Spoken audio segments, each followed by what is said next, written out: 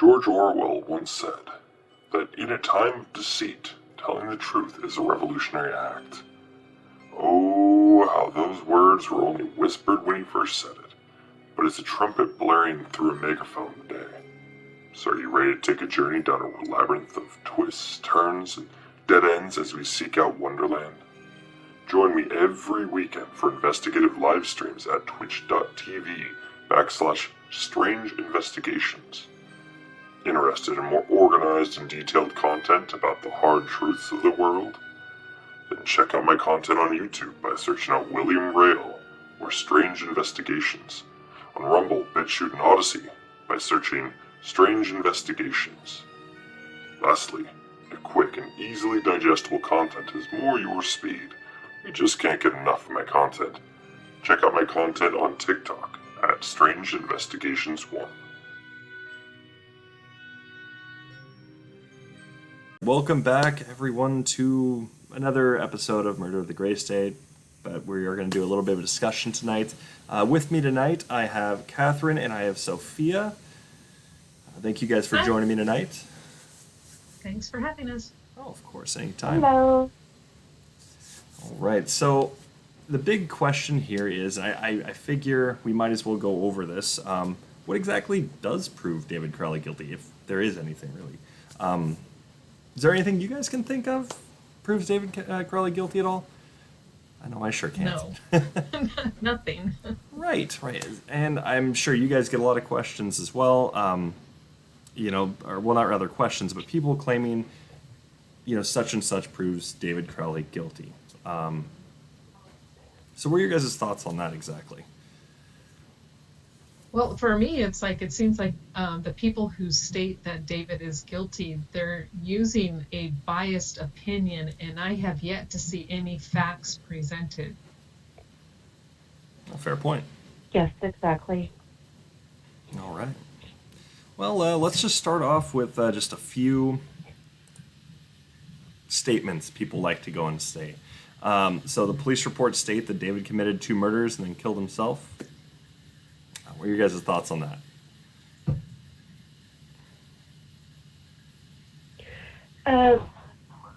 I'm just saying that, well, I don't know. I mean, we've seen too much from the crime scene that disproves what the police reports state. Right. And I didn't even believe the narrative when I watched the documentary for the first time, and I hadn't even read the police reports at that time. Very good point. So, what about you? What I find interesting is that, and I've heard this stated so many times, is the actual reports don't tell you anything. They eventually, on I think maybe 1 or 2, it'll say that they finally, all along it's, deaths and then homicides and then a possible murder-suicide. And then, finally one point says something that, it's a murder-suicide. But then they never give a reason as to why they came to that conclusion. Right. And that's the thing is, all my research through it too, it's just exactly it. It's just there's nothing in there that really shows that the police are saying, yeah, David's guilty. They're just essentially saying, well, we got nobody else. He's dead. We're going to just kind of go with this. But, we're not really sure. I mean, that's at least what I took from it. Yeah, and I'm sorry, go ahead, Sophia.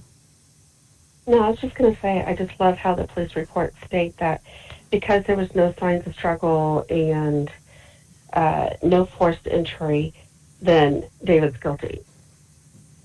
Right. But they didn't even bother to look at anything else.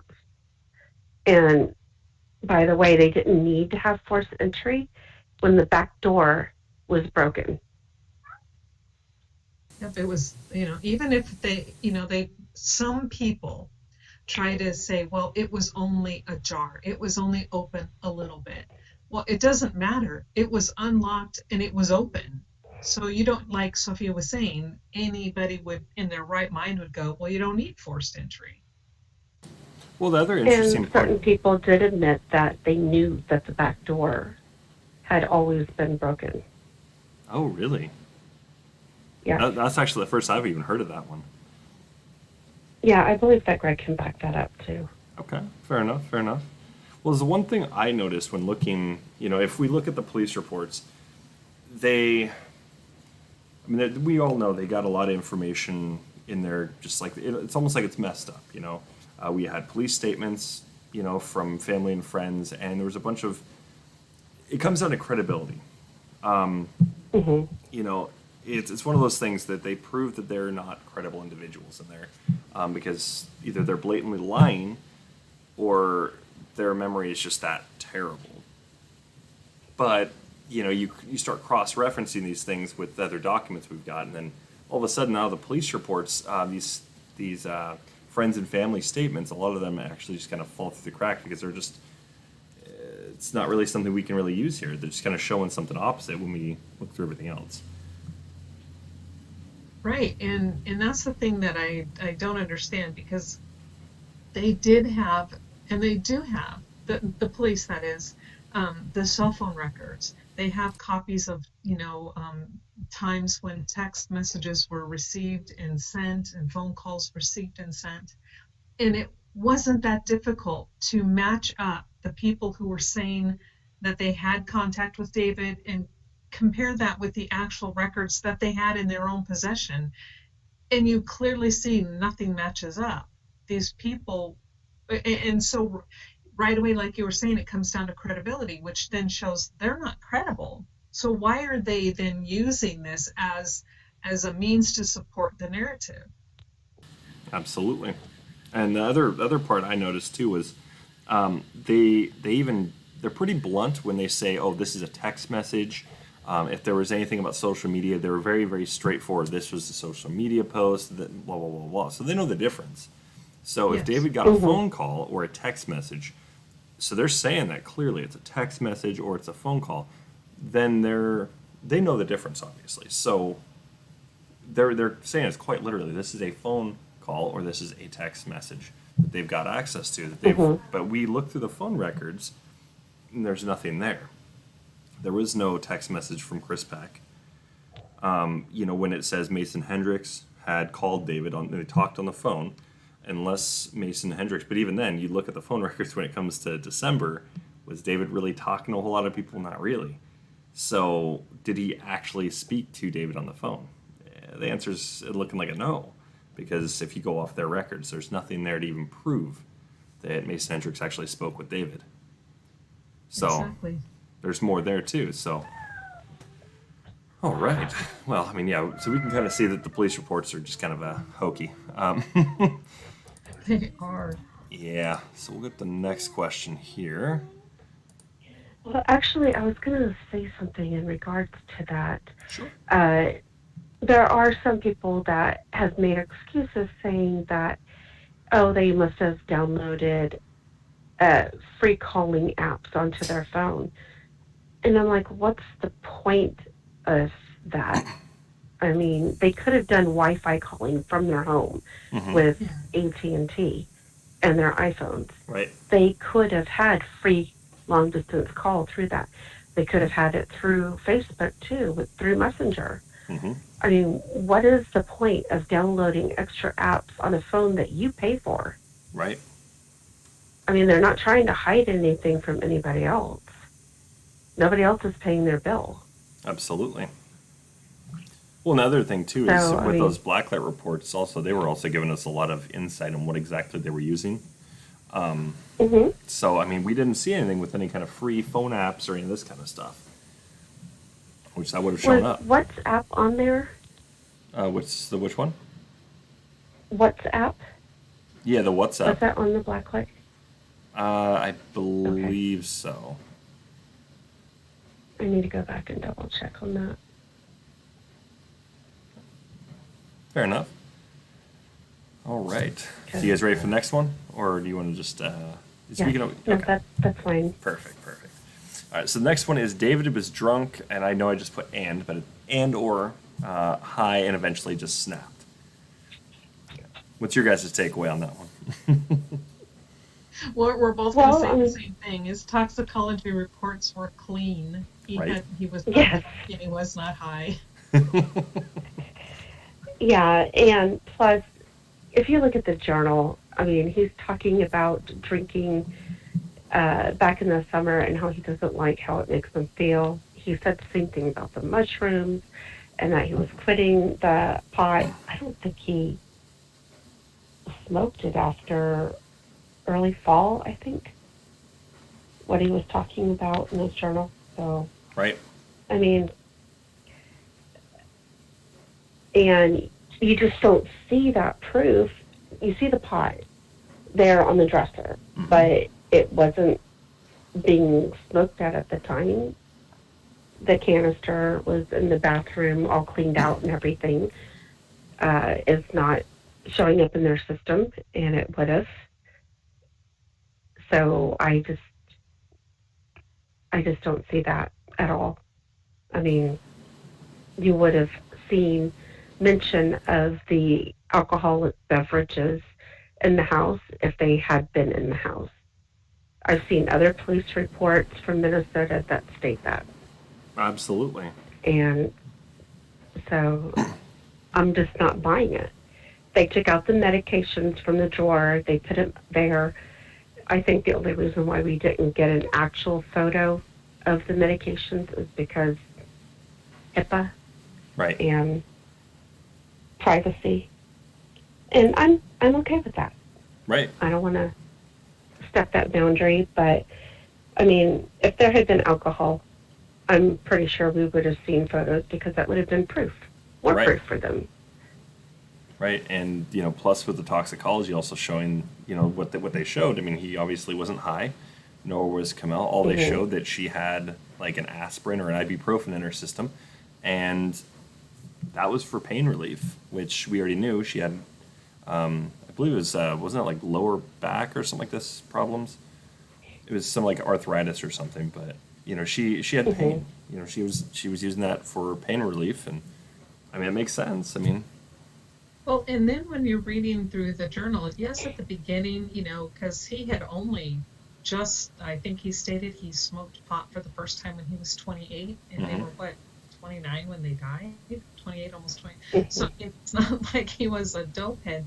But what I found interesting is as you're reading it and you're going toward the end, just not too long before the last entry, he actually states that he's going to leave this stuff alone because it messes with him too much. And he didn't like what one of the times, I think it was the stuff, please don't quote me, but I think I remember it this way, that something he'd gotten from Chris during the summer. So this was earlier.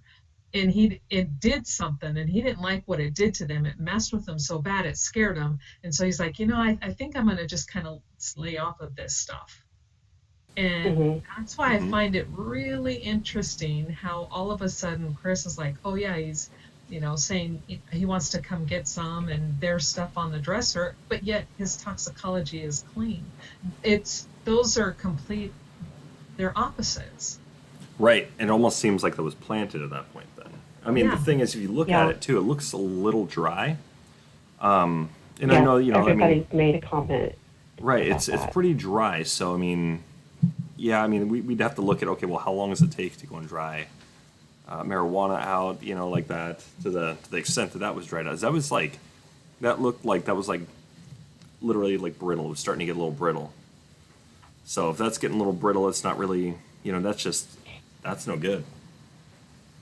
So I guess we'd have to go and talk to somebody that, connoisseur of marijuana, I suppose. Luckily, I'm in Oregon, so there's a lot of people here. Well, and me being in Colorado, trust me, I had no problem showing that photo to so many people. Right. I mean, I don't care if people smoke it. I don't personally, but I don't care if people do, and I know a lot of people that do. Right. And I showed them the photo, and every single one was like, we would never do that. That's not right. And they didn't know. I'm just showing them photo and said, okay, tell me what you see of this photo, and is this something that you would have in your house? That's all I said. Mm-hmm. And they're all like, no. Right. And so it has to. I mean, the thing is, I don't know if I really fully recall the whole Chris Peck thing with the pot. But I know what you're talking about. I know what you're talking about on that. But I know there's something there too. I just don't. And once again, I don't want to be quoted either. But I'm pretty sure there's something there to that extent. What you were saying. About. Yeah, I thought he had said he picked it up from Chris Peck, but that's what I'm saying. Don't quote me on that part because Right. I'm not 100% sure. But he did state whatever that he and Kamel had smoked had really messed with him, and he did not like it. It Right. like almost the feeling that was coming through the writing was it scared him. So he's like, okay, I'm backing off. I'm not going to do this anymore. This is not okay. Which that begs the question: was that laced then? As if he had some, Right. as if That he's was got my some thought. laced stuff. Not to mention, we had that. What was that? Was it on the Gray Sage podcast? We had the one caller discussing about the trafficking network that goes through that area. So it's like, okay, well, I mean that, what's his face isn't too far off from there. So I mean, wouldn't be outside the realm of was he involved with this? Not David, but Peck. But especially as he's dealing in that state, it's not legal at that point, especially. So, Right. we're looking at, what else is going on here potentially. And, and if we don't have any of the text messages showing that David did actually text him and had this discussion, I know there's different, different things that have surfaced. I can't really say whether they're true or false at this point, but there's different things that have surfaced trying to state that, oh well, this is proof that Chris Peck had texted him. But the thing is, end of the day, we got the phone records. We can see there's a gap, and there's nothing on the 19th. So, and especially not from Chris Peck. There's nothing there. Right. So. Yeah, and I don't see WhatsApp on either Blacklight report. No, fair enough. So, and it had connected to his iPhone, so it would have shown. Mm-hmm. Maybe it wasn't. It might not have been used. So I don't know the full extent of was it everything that was on their phone that they showed off, all the apps. I'm sure there was a ton of apps on there. Most people usually have a ton of apps on their phone, anyways. But so are they only showing the ones that were in use within a certain time period? Are they showing all the apps in general? That'd be my question for the Not ABPD. exactly sure. I'm still looking through it, but I'm not exactly sure. You're I good. can find something that goes with this call tonight, Hey, Greg, how's it going? so I'll go over it. I sent you the link, so you are welcome to join in if you'd like. And I just wanted to let you guys know, the lunar eclipse is actually happening faster than what they told us to. I just looked outside and it's almost complete, but it hasn't started to change color. So if I drop out, that's where I'm at. Oh, I get you. I'm outside looking. Yeah, I'll probably see if my wife can at least go and take a video or some pictures or something. But yeah, no, it's definitely, this is a weird part of the case because there's a lot of people there. This has been claimed by several people that David was, either drunk or high, because they like to mention the absinthe. And even then, I still think some of his Facebook posts, absinthe and, all his little comments about that, they may not actually have been about absinthe. It could have actually just been about, just maybe it was some kind of a quote he had. Maybe it was some kind of an experience he's had. It was kind of just comparing it. I'm not fully convinced that he was really actively drinking absinthe. So. Yeah, and the whole, Okay. to go to the snapped part of all of this, and, it's like people are using this term like they hear it on TV and they watch these movies. People all of a sudden they're great and happy, and then boom, they become serial killers. Right. No, in real life, that's not how it works. Right. In people there really is no such thing as a snap. You have somebody who's either abusive, and there are always signs that they're going to do something. Okay, the majority of the time, that they're capable of doing something brutal. I have yet to ever hear of a guy or even a woman that loves their family, does everything for them, you know, treats them with respect and honors them, and will stand up and protect them, and then all of a sudden go home and just start killing everybody. It, the whole snapped thing needs to just be dropped out of the vocabulary. It doesn't fit. Right. And it doesn't exist. Seriously, in the psychological world, there is no such thing as snapped. Right. You'll see the build up and all this, and you'll see how it starts to kind of just the build up, if you will. Correct. And even if you don't see it, and they're very good at hiding it, you should still be seeing some shifts in personality at least. Maybe they're becoming a lot more like they're getting a lot more inward. You know, they're just kind of keeping themselves a little bit more. Maybe they're being a lot more focused on some project they might be working on, something like this. They're trying to go and just kind of internalize it. That kind of thing. That's pretty typical. But as for the whole, okay, just one moment, he's great, and then just, I'm gonna go do this now, with no sign. No, Camille would have known something was up, and especially with how well their relationship worked, she would have been talking them through it. They would have been talking things out. We get to see the journal too. We get to see lots and lots of proof of their relationship and how things, like their dynamic of the relationship, actually worked out. And that, now that you bring that up, and I think I spoke to Sophia about this before, what surprised me about their relationship dynamics was it really was not David who was the alpha in the relationship. It truly was Camille, and Camille kind of ruled the roost, and David is like, okay, he would do anything. Okay, she got upset. What am I going to do? I'm in the doghouse. Oh, great. Her family's making her upset. I want to make her happy, but I can't go talk to her because she's going to, I don't want her to yell at me. And so the whole dynamic is almost completely reversed from what you're hearing. See, to me, I mean, like, I saw it a little different. I mean, for the most part, I saw that, yeah, she was very much, when she had the reins, she had the reins. And yeah, there was she times was not where a David, wallflower. Right. They were very much in a lot of things together. That's why I think where Catherine, when she brought that up, saying, no, there's no way David would have just done this on his own. This would have had to have been a mutual decision.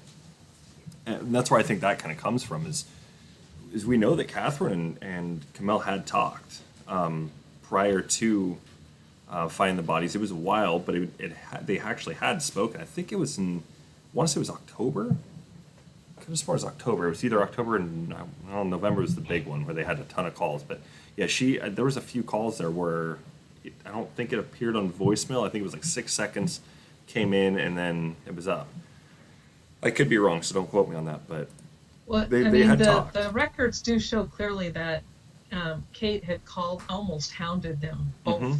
So right. She did a lot of phone calls. Right. And I mean, it was like you got to see these times where she would just hound them. And there was times where it was like, they would call, and or she would call, and they would talk, and it wasn't a big deal, But where we see this big shift with the family dynamic ends up being in August, anyways. So like the August-September time, that's where we really start seeing a shift, and all this. So I mean, it's like when you got to see the whole dynamic between those two, it's like she would have known. They would have been talking things through.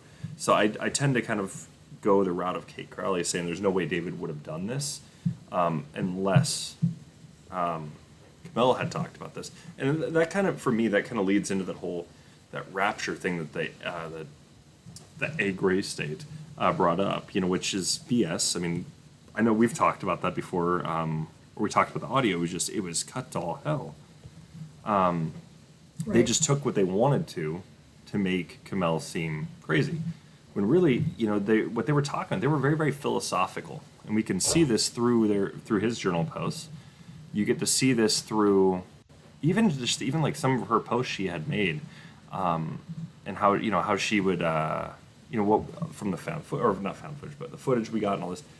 She's philosophical, especially the way David spoke with her or spoke about her in his journal. It kind of showed she was more kind of like she was a thinker, so she's talking about rapture. There's a right. Yeah, she was an extremely intelligent woman, and and also you compare her and her personality, and you see that not only in the videos, but you see it in how David talks about her. Oh yeah. In someone who is being abused or pushed around at home, they're not vocal like she is. I mean, if that were the case, the situation would be so volatile that everybody would know about it.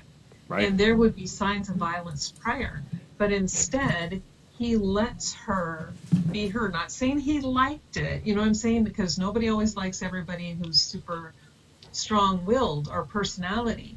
But when she would get like that, he would just find a way to, okay, either backed off or he wanted to find a way to talk to her to make it better. Right. And that's not someone who's abusive, and that's not somebody who's going to turn around and, well, as we've stated, snap just doesn't happen. But the old, I'm going to snap and be mad. Right, right. Well, and I mean, look, actually, let me switch to a different slide because we can actually get right into the abuse one. Let me get right into that.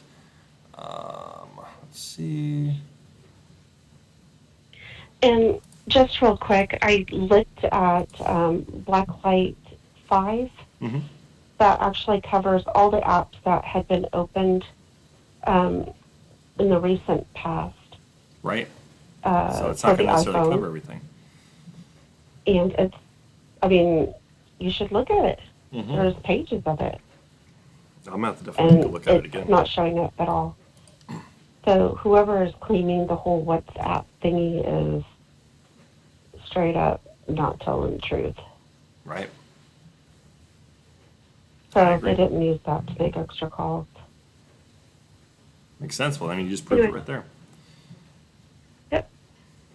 Because he used it to update his iPhone, and then as he was updating it, it has the day one log, Pandora, Apple, Wells Fargo banking, Roam data, all kinds of things, IKEA. Well, you got to ask yourself too. You know, if somebody is planning on killing their family and then killing themselves, are they really going to care about updating their phone? I mean, really, really? Oh. You know, it doesn't make any sense. It's like, I got, this is this phone that's apparently it's got blood all over it. We're gonna, this is gonna be something I want to make sure this is updated for the police when they get this. So that way everything is just tip-top shape for them. Nobody does that. Nobody. Right. And like Sophia pointed out, is that, and not only that is the updating, but so he's going to wipe all of his prints and DNA off of the phone and only put his wife's blood on it? Does that make sense? Right. Yeah, that doesn't make sense at all. It makes zero sense at all. Yeah, it's ridiculous. So this next one, we're just kind of segue into this. Another claim is David is abusive, so therefore he's guilty. So laughable. So what do you guys think? Where's the proof of that? Right. Absolutely. If there was any proof, the police would have written it down in the reports. Right, and there would have been, again, like we stated before, there would have been evidence of the abuse. Right. There would, when somebody psychologically abuses you, whoever is being abused, you show it. No matter how much you try to hide, it's noticeable. And people,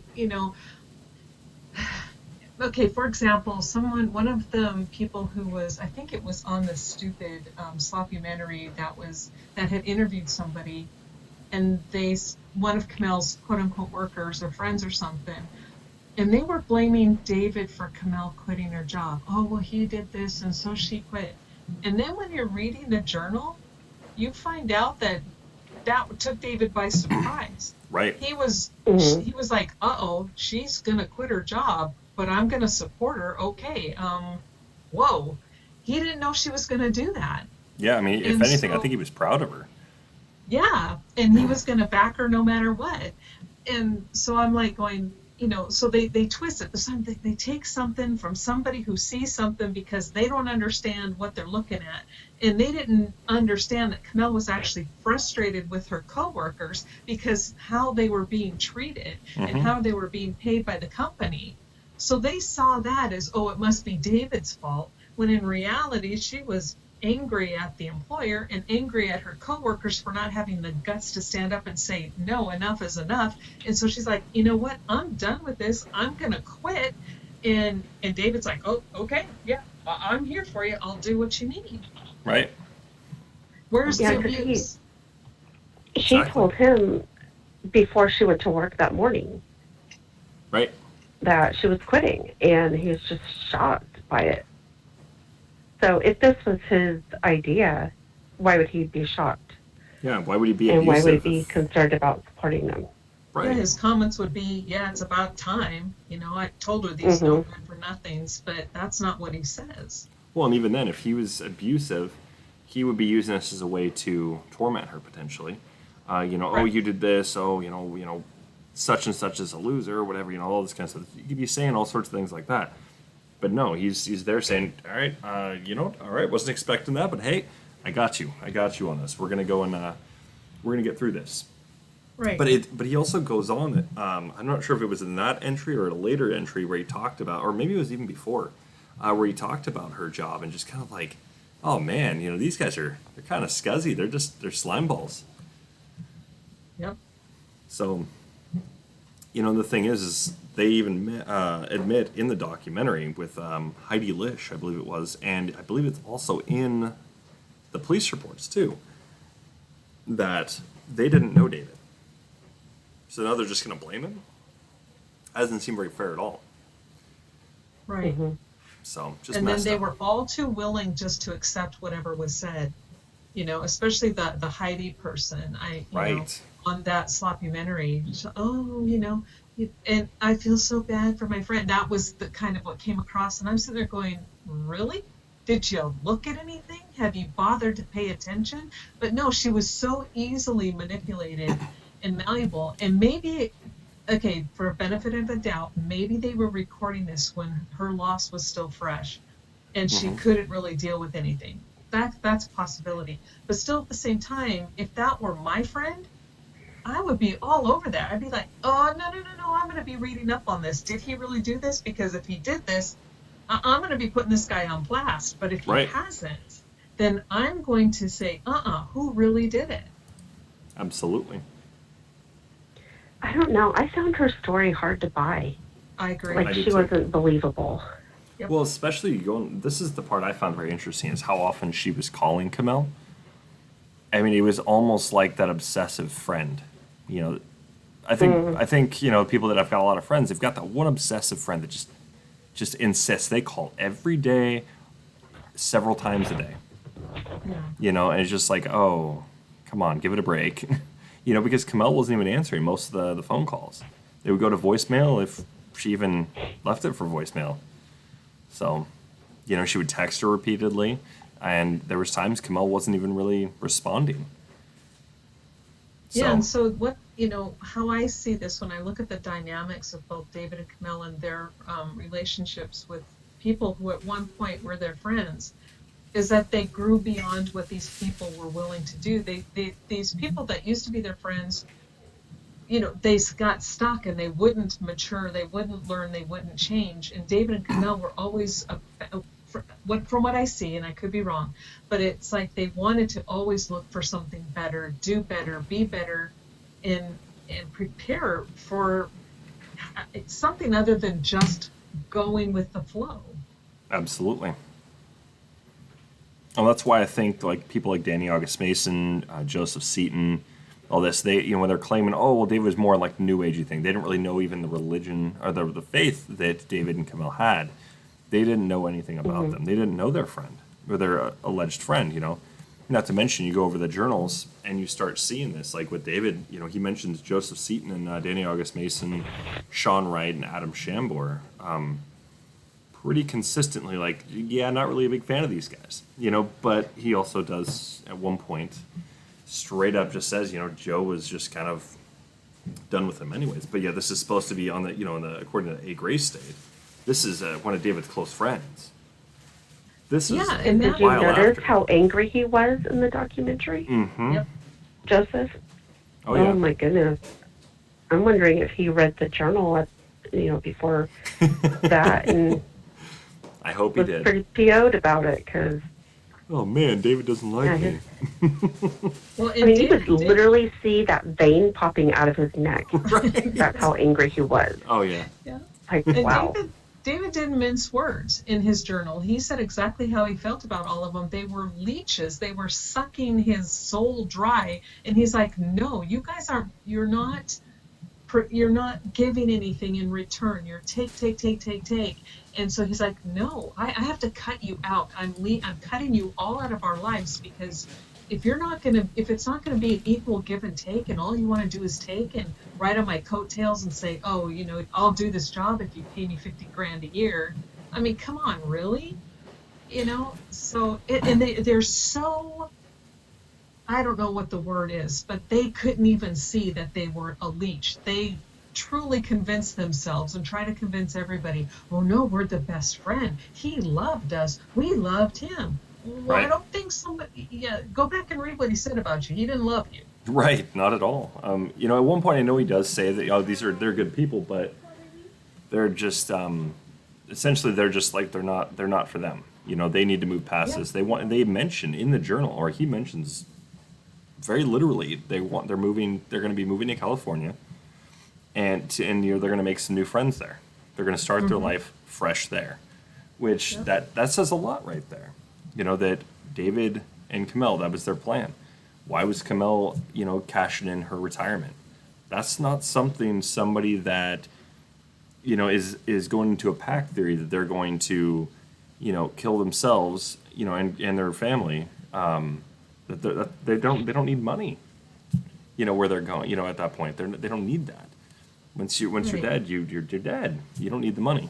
Well, it depends, I guess, on if you look at like the older religions, I suppose. But but that's coins then, not Yeah. that dollar bill. And they So were so delusional that they in not only in the slappumentary, but even in some of their conversations with us, they were like, oh no, they're going places with David. They were gonna be there. They were his right hand man.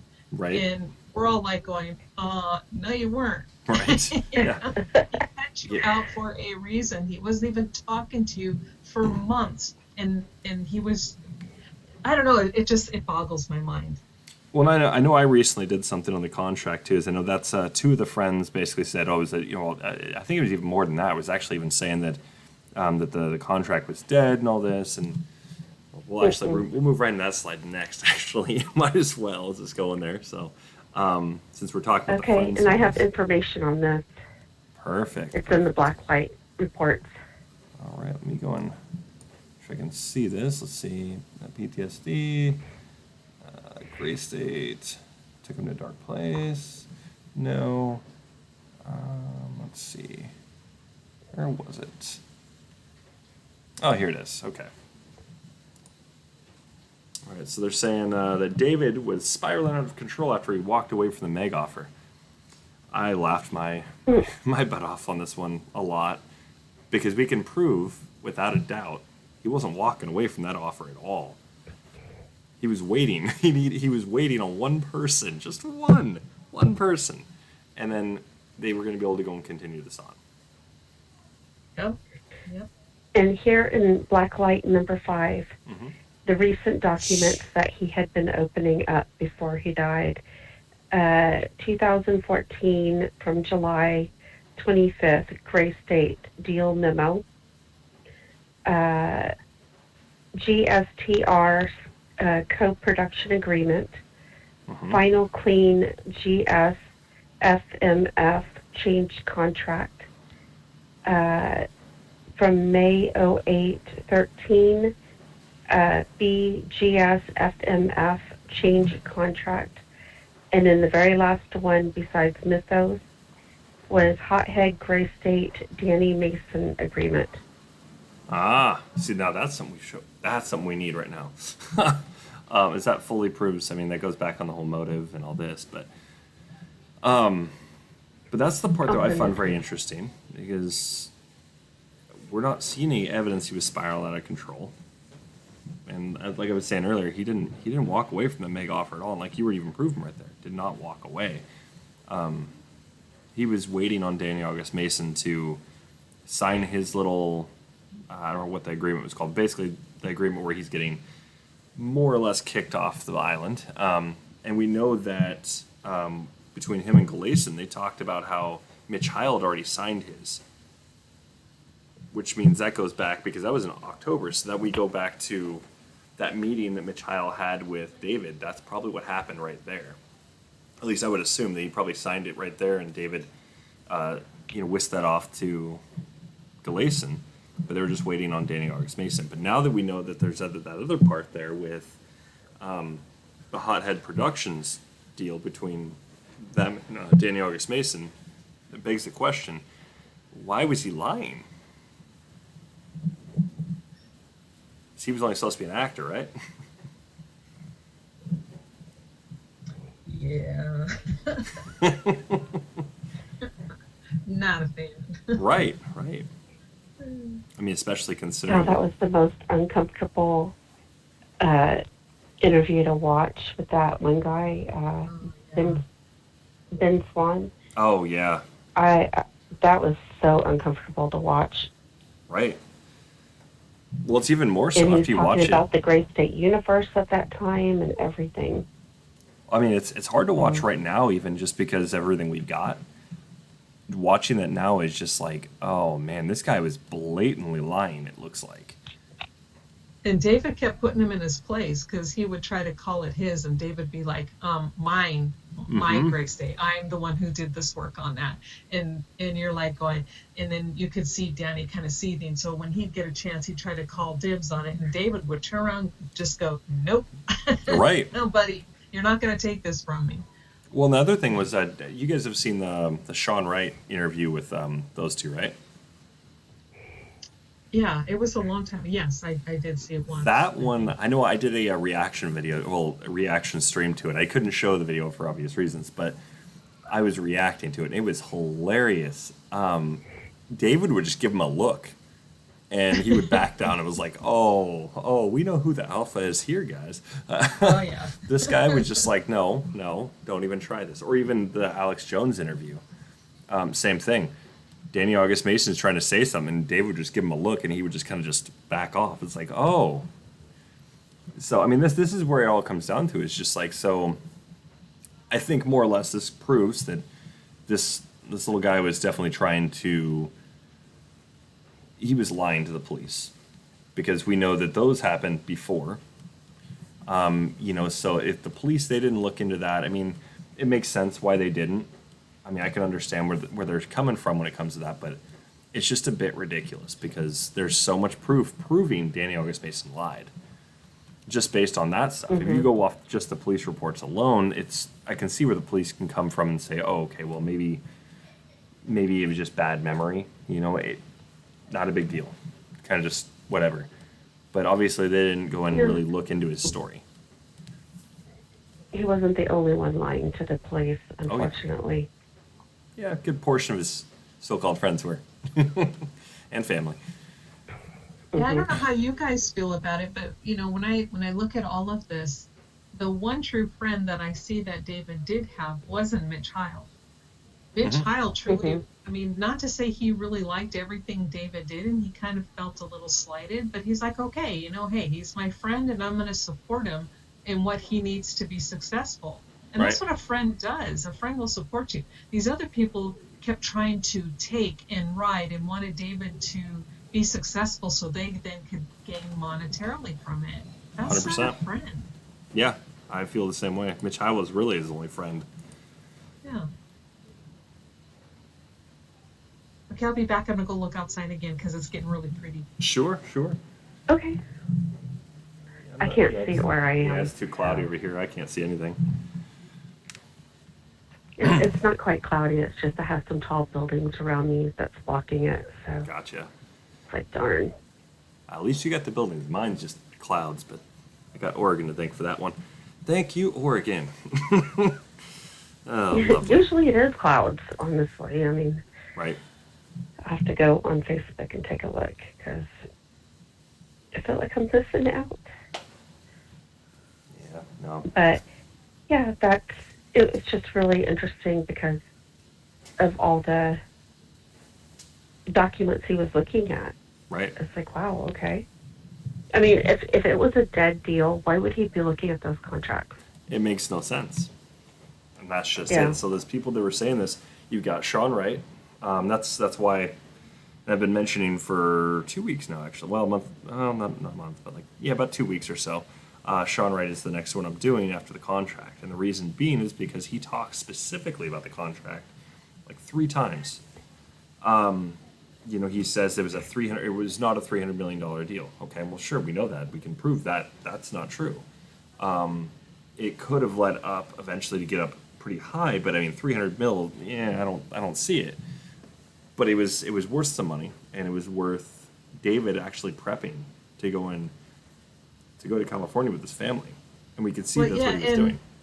and the whole thing is we do know according to the contract that it was funded for 30 million, but that wasn't going to be what David was going to get. That's what they were Right. going to use to fund that whole entire whatever they had planned for the season or for how many shows it was going to be. But the point was is that it looked pretty good that whatever they were going to do, they were going to pick it up again. Like, say if it was going to be, seasons type thing, there'll be more than just one season. There could be 2 or 3 seasons of whatever it was that they were going to do. So it had the potential to really, really rake in bucks. Plus, it was going to open the door. Yeah, and then think about all the royalties too. Right.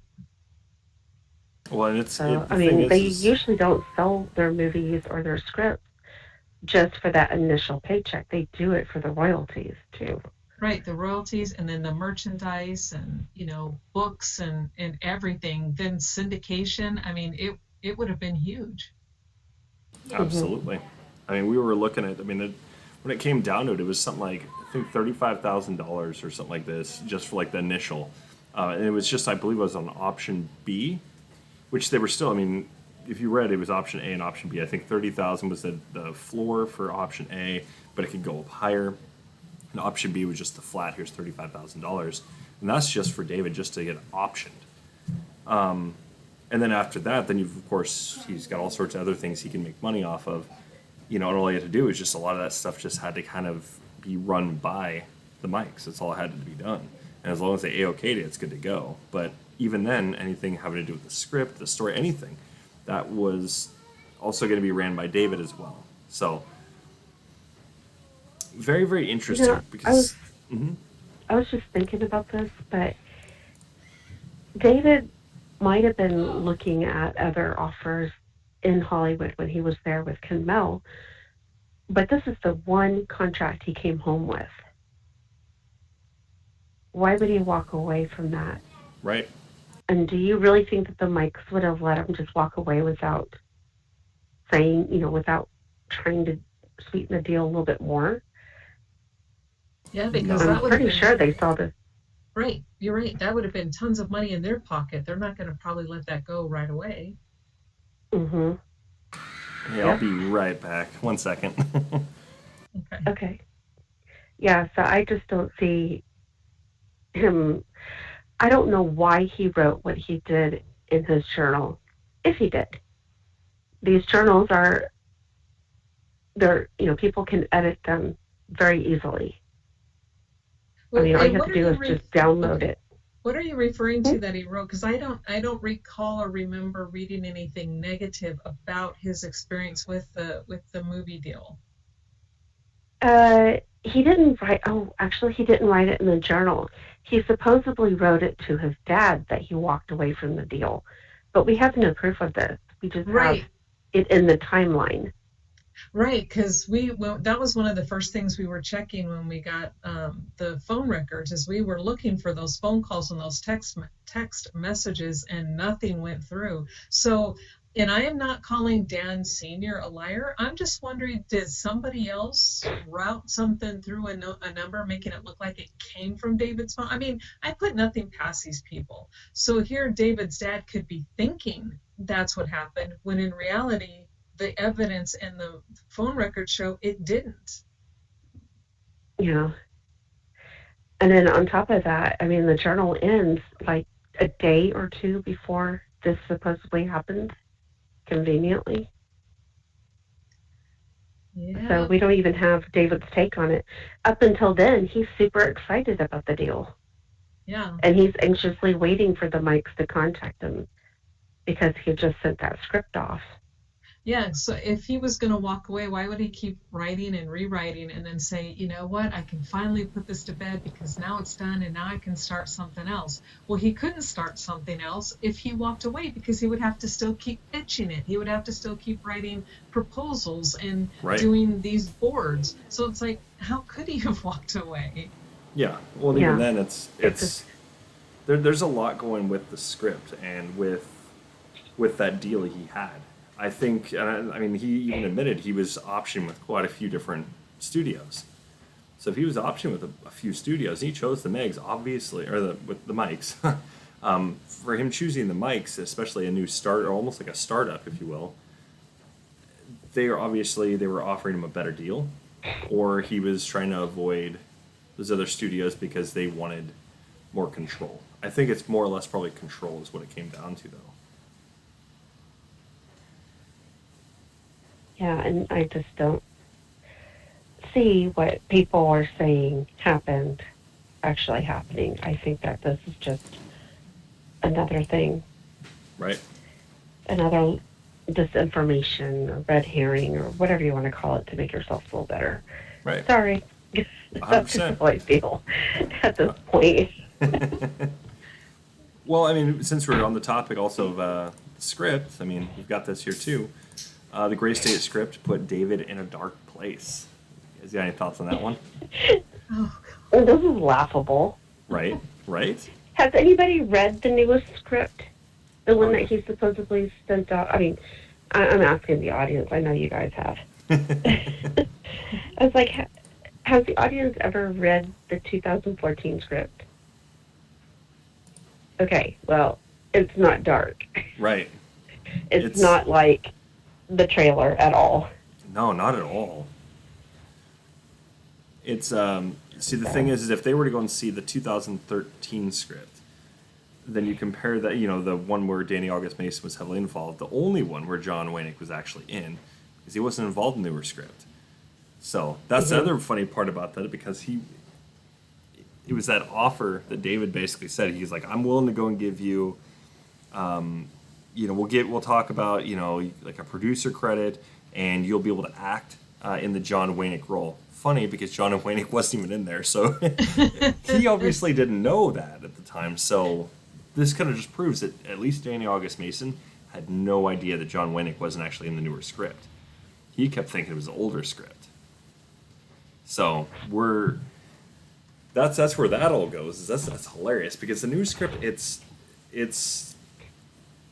the character of Daniel Walker that's like very much like, he's a badass. I mean, that's the best way I could describe it. Daniel Walker was an absolute badass in that story, but he was, he was a lot more relatable than the other Daniel Nicasi was. Going down the 2013 script, with that, I can understand when that wouldn't be in dark, but at the same time, I know we've discussed this on my stream and on the podcast before as well, that when it came to the older script, it was almost like there was like 2-3 people writing that one, which, well, different writing styles, they're all peeking through. The first one's clear. It's not the same voice. It's not the same writing style. Right. And we know. To I go am back. glad. Go ahead. Go ahead. No, I was No, just I going was to just gonna. Okay, 1, 2, 3, Sophia, go. You go first. No, you go first. No, I was just gonna say that I was glad that he took that guillotine scene out of the script, because that is the one thing that has given me nightmares. Right. Is that guillotine scene? But it was Where it was supposed the to. I 10 thought it was pretty cool. Oh, right. I'm not one for stuff like that. I love a great action movie and everything, but that just, after reading about the guillotines and Obamacare and everything, that just was a little too close to home. Right. Well, honestly, that's where And I maybe kind of that's feel he took it supposed from. to. Yeah, I think that's where he got it from. To. I'm sorry, William. I mean, I think that's where he actually got it from, was pulling directly from what they had found. All the Correct. different, like for instance, like if I'm not mistaken, I could have sworn they also mentioned, at least in like kind of a descriptor about the black coffins. I could have sworn they mentioned that. But they, I mean, they mentioned all sorts of different things that it was very obvious. He had been listening to what Alex Jones had said. He probably did some research on what Alex Jones had said. Because that was the other change we also got to see is there was no Infowars sticker on the car. There's no Alex Jones like references in the newer script. He was completely cut out.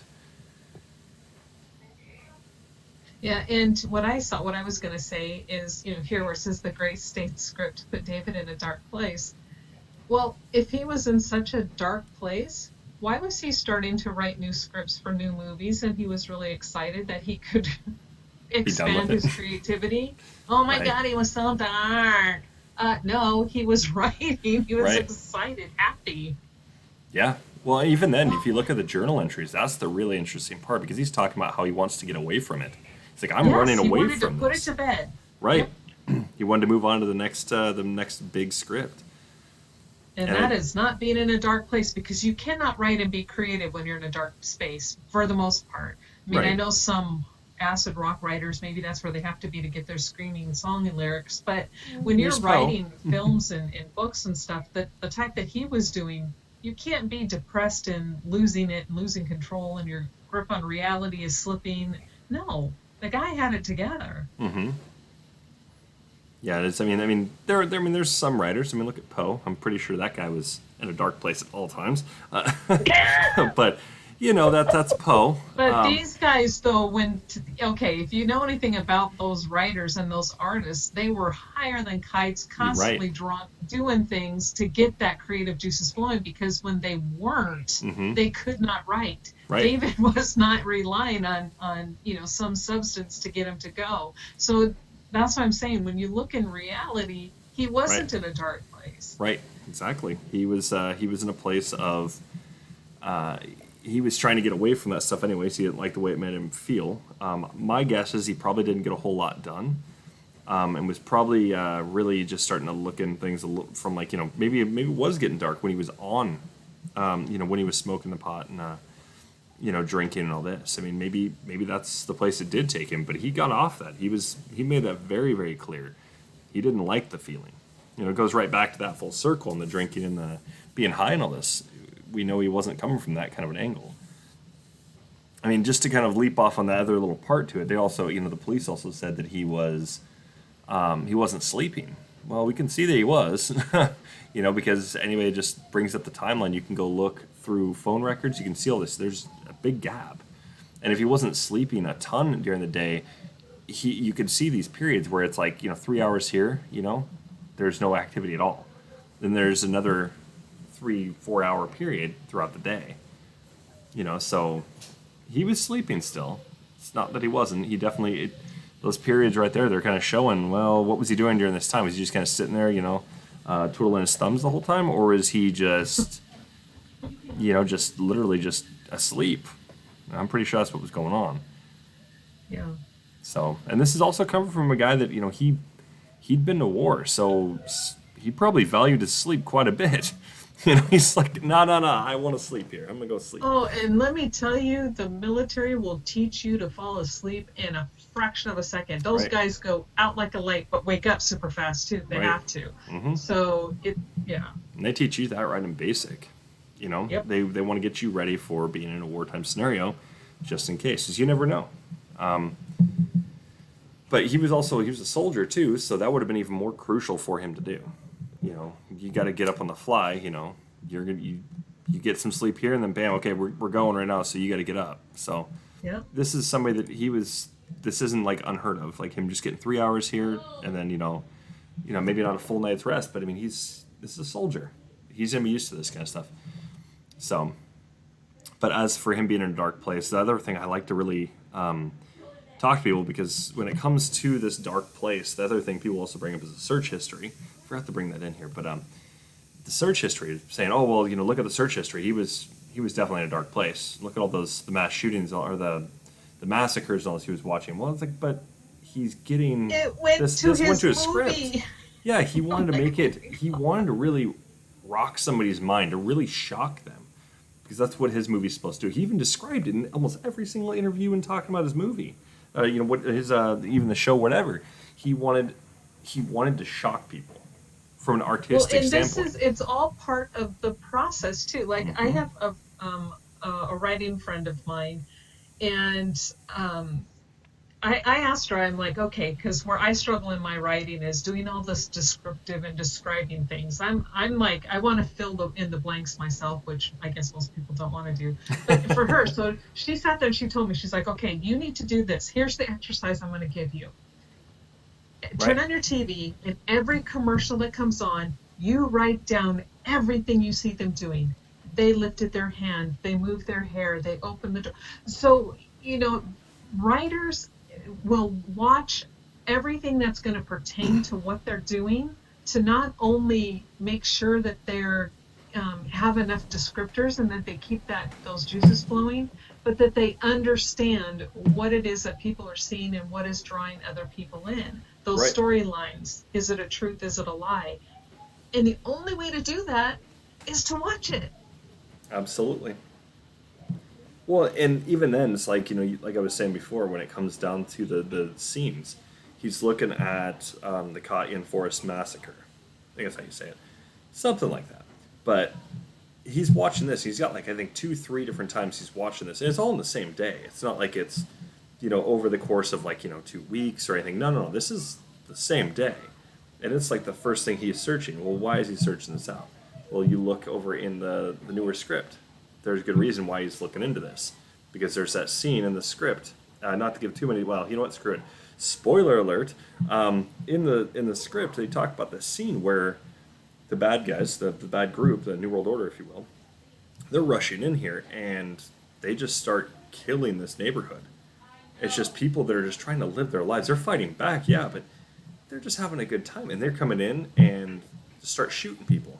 They have a dog maul somebody. All this is like, oh, geez. Well, what happened with the Cotton Forest Massacre? That was pretty damn dark. Yeah. It was really, really grim. Massacre's massacre. It's gonna be dark no matter what. But how it was done, you know, that's the type of thing. He was taking that, and he was almost like it was kind of like a copy and paste. And then like I don't know if you guys are familiar with like how some artists do. They'll take an image that's already out there, and they'll go and they'll print it off, and then they want that pose or something that's in the background there, and they'll go and they'll hook it up on their light box if they're doing it freehand. They'll get another piece of paper and just kind of trace over that area, or just draw something similar, but trying to go and capture that. I think that's essentially what he was kind of doing, if you will, just kind of like how that scenario broke down. He's following that as he's writing his script. I think it's more or less what he was kind of going over. Mm-hmm. So, I could see that. I mean, I'm guilty when I was doing my comics and stuff.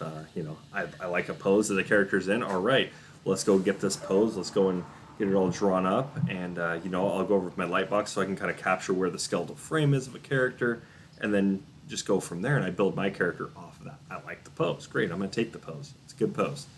So, Yeah, and when I was part of a writing group before, and I'm telling you, all of us, because all of us were either writing horror, sci-fi, or paranormal mhm, books, and it was the running joke going, oh boy, if the police look at our laptops, we're in trouble right, because of the things we researched, the things we had to read, um, watch, and all this other stuff. I mean, you would have gone, oh my goodness, these people have lost their minds. But it was absolutely, all research for our books. absolutely.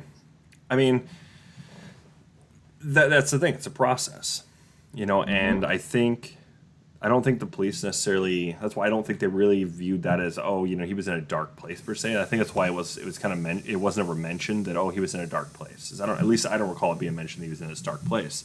I remember very clearly that a couple of his so-called friends were saying, oh, sometimes Dave would go to a dark place and we'd have to drag him out.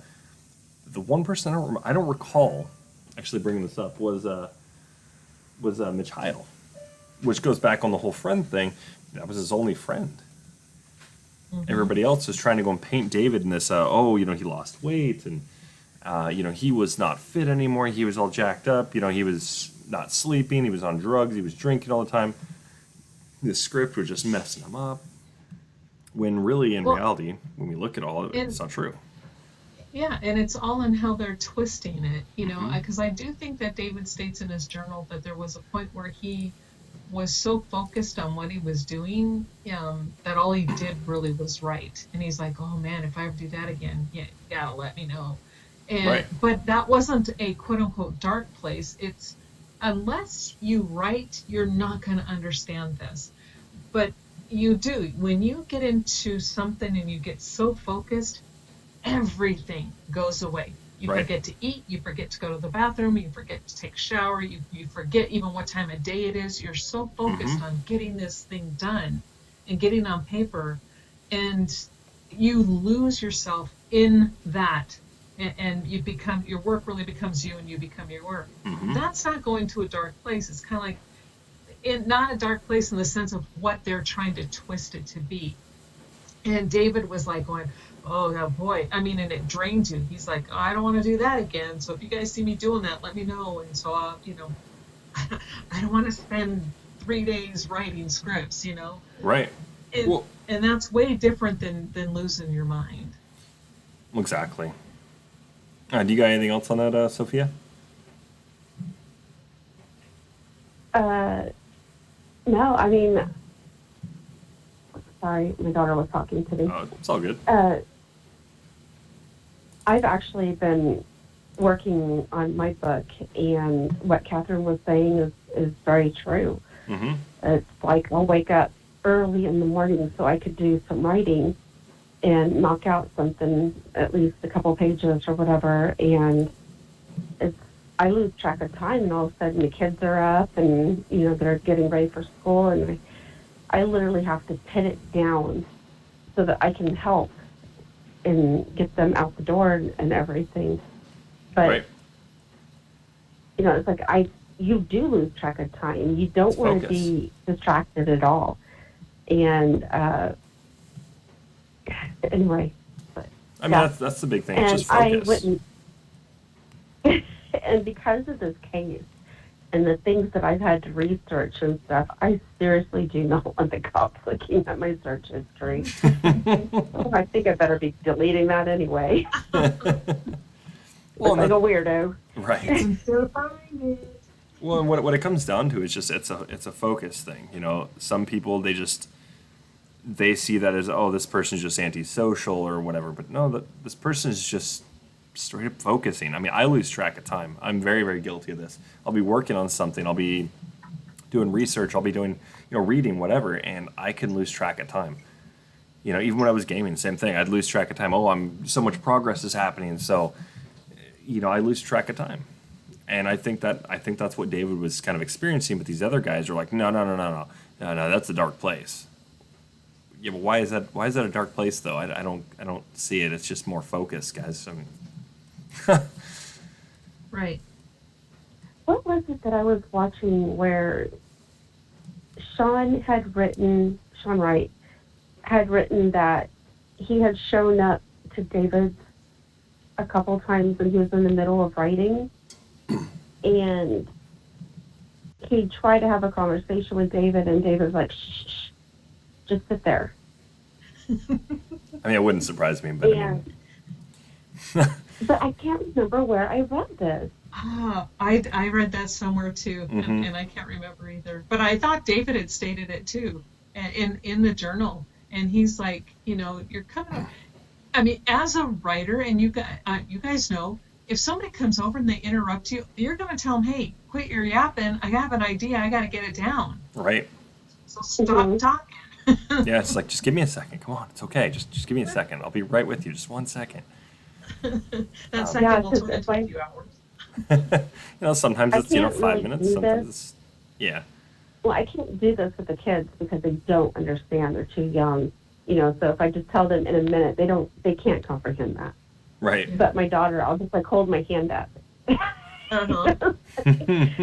just back off for a few minutes. I got to get this thought out. Yeah, just give me a second. I'll be done in just a second. No, I get that. So the next part we got here is that the Crowley family was broke, and once again, David just snapped. Thoughts on that one? Come on, Sophia. I know you have stuff to say on this. There was a $14,000 check on the porch. Right? Okay. And their bank account was not empty. $14,000. Yeah, they still had money. I just don't. I don't understand how you could send that amount of money to somebody. You don't trust it to send it through the mail, so you drop it off and you put it on their front porch. Right. Okay, Right. sure, that's totally believable. Yeah, that was. Yeah, I found that part very odd. So I'm not sure. Maybe when Dan Crowley Jr. decided to drop it off, maybe he didn't know that was in there. I mean, that's a possibility. Or maybe I would love. I he would didn't love to actually be do a it. fly on the wall when Dan Sr. found out that Dan Jr. dropped that check off on the porch and left it there. Right. I want to be able to fly Oh on the my wall, God. just that discussion with where did my $50,000 go? Right? Yeah, that would be a fly on the wall for that one. Yep. Yeah. Well, because that was an odd one. So I mean, if Dan Jr. could easily pull from that $50,000, and David, we know he wanted just to kind of separate, but he did have that as a backup. If they were really that broke, I mean, I wouldn't have put it past anybody to really be like, okay, well, I'll tap into this a little bit, and then we'll, replenish it over time or something like this. But I don't Yeah. even think that was necessarily it either. I don't think he had to replenish it if he didn't want to, because it appeared that the dad would just continually replenish if that was the case, because we didn't see it. I don't believe Dan Jr. actually even. I don't think that was him replenishing. I believe it was Dan Sr. who replenished Correct. that 50,000. Yeah, it was. It was. So that And just brings did it back you- to that. You've been looking at the phone records. Did you see all the calls that David made that following Monday after the 50 grand was withdrawn? He made all these calls to Wells Fargo. Oh, And you need to look that up. That's interesting. Because I'm sure that the bank closed early on that Saturday when I guess maybe Dan Sr. was contacted or maybe David was contacted. I'm not exactly sure how this went down. So I'm just assuming. But he then makes quite a few calls to Wells Fargo that following Monday. really? Yeah. So what are you implying? Are you trying to say that David took that 50 grand? No, I don't think so. No. I think David was trying to find out what exactly happened. Right. That Dan Sr. got an alert or something. But wasn't it And- 50 grand? Oh, Wells Fargo from his accountant, Mhm. his bank account, not his mortgage. Oh my gosh, sorry. It's all Now good. Yeah. I'm with you, sorry. Well, they're all together. Right. I mean, Okay. all those accounts David had access to. Okay. And so I'm thinking that Dan Sr. got the alert and asked David to take care of it or to follow up or something. I don't know what it was going on. Find out what it But was about. there's calls. Interesting. Okay, I'm gonna pull it up here in just a second for everybody to see. So that was what date was that? $50,000. That was like what, November? It was or in October. Was it October? Okay. Yeah, Perfect. the middle of October. Okay. Let's see. Middle of October. Let me go get the. While you're exact looking that date. up, I'm gonna go look at the moon again. It's so pretty. I wish you guys could see it. I'll be back. No worries. No worries. So we got the withdrawals. I'm so looking we'll at take- it on YouTube. Let's see. So we got Ooh. the $50,000 was October between the 18th and 24th. Perfect. All right. Let's take a look at the phone number timeline. All right. Let's go see Wells Fargo.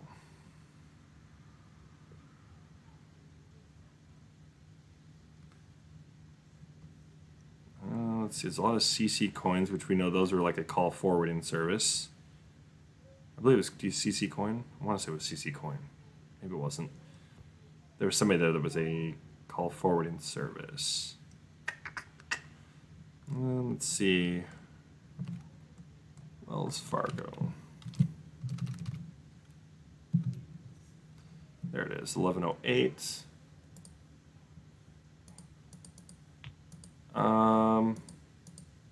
Yeah, the earliest one I'm seeing, it looks like 11:08, and it's Mm-mm. yeah. I mean, that's what I found No, on it. it's in the phone record. I'll take a look and see. It would have to have been under an unknown number. That's the only way that would have not been. Let's see. Okay, let me look it up because Dan and I actually did a video on this years ago. Interesting. Actually, 2 years ago. So,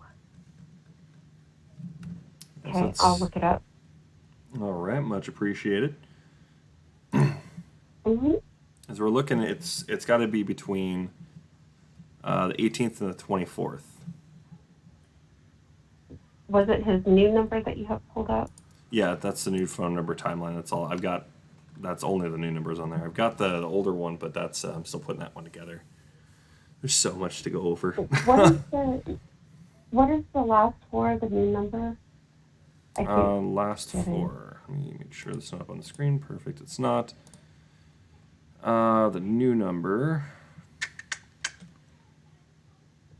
was the 4890. Thank you very much. Mm-hmm.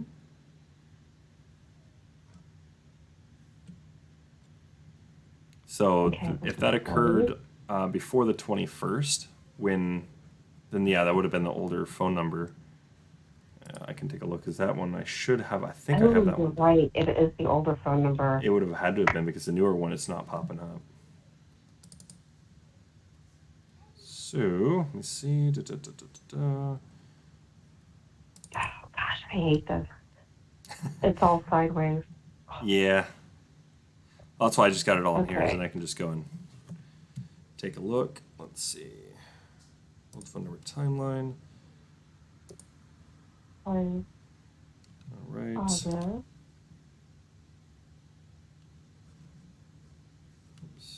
Oh, this is taking forever to load.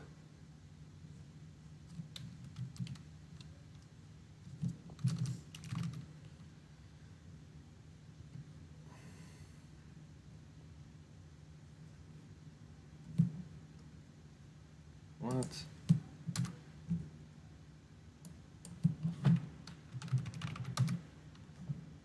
Okay, it's not saying anything about that. Okay, well, then I'll have to go and skip through. I know for a fact there was Wells Fargo on the old one. Maybe I haven't gone that far in then. Maybe. Let's see. Nope. If it's not David's, then it's got to be Camille. So we're looking on from the 21st. We have Kamel. There's a ton from Kamel is unknown numbers. Those are all, I believe, blanks. Like there was no number there, or there was like one of those AT&T ones. Let's see. Wells Fargo. Is that? I mean, if it was under Wells Fargo, then I would have had that listed as Wells Fargo on the newer one. So yeah, it would have had to have been on the older phone numbers. I don't have that one all the way up that far. So. Okay, just give me a minute. You guys Sure. can cover. And I'm in October right now. Okay. I just got to figure out what Wells Fargo's number is. Is the moon like red right now or something? So no, Greg is saying the moon's a trip right now. Mhm. So I don't know. I can't really see it. Clouds are super. Yeah, I can't see it either. Very super cloudy out there. Oh, it's all good. disappointing. Yeah, I might go on Google or I'll YouTube it later.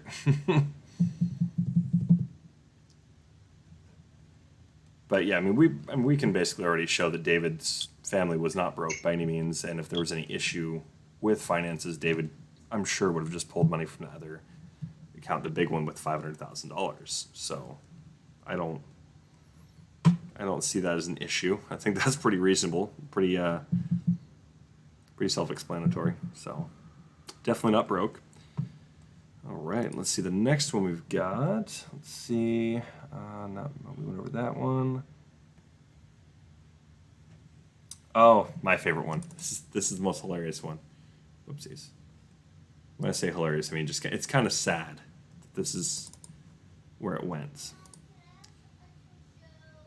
But both David and Camel's families and friends believe the narrative. Oh, jeez. That breaks my heart. Well, I even don't see then, how. we can always look at the one thing with there was one person at least in David's family that was close to both David and Camille, at least at one point. But Catherine, she didn't believe it. Right.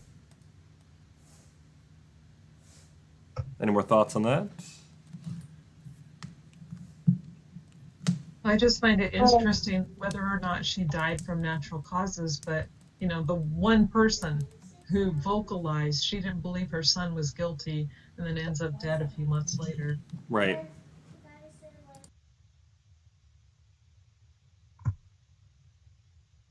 Yeah, it's just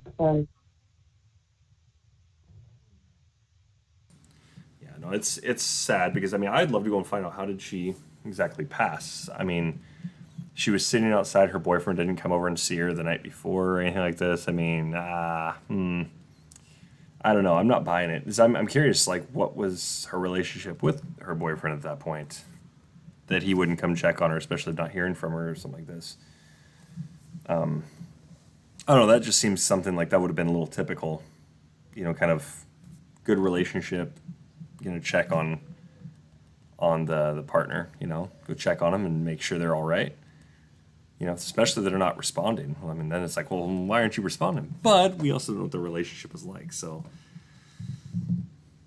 I don't know. Yeah, but I do not understand, David's dad, and I'm not judging him. I'm saying I don't understand it. With Camille's family, it kind of makes sense because, that's the wife and they might want to just say, okay, it's easier to believe David did this, although, for whatever reason. But David's own father, his brother and his sister, Yeah. everybody's just content and they just let him go. He's, I don't know. I couldn't do that. If it was my family, even if I thought they were guilty, and I'm pretty freaking harsh, just ask my family. I would have no problem telling one of my family members, screw you, kiss my ass, and we'll talk later if they were a complete jerk. Right. But at the same time, you want to go, are you sure they did this? That doesn't sound like them. How did this happen and what really happened? But everybody just took it, okay. Yep, David did this. Makes sense. But it doesn't. And these are people that actually got, I'm like 99% sure, they got all the details before anybody else did. This is what happened. This is what we believe happened. All this. They were in communication with the police. So, that's the part that's really sad about all this. Yeah.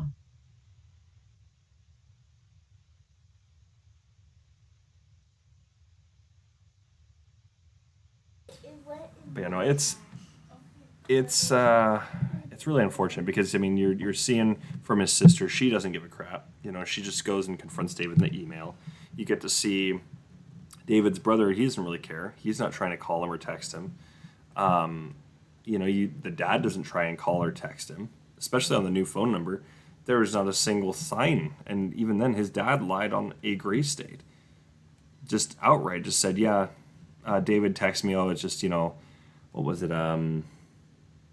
Like he was walking away from the script. It was like, why are you lying about the script now too? And this contract deal.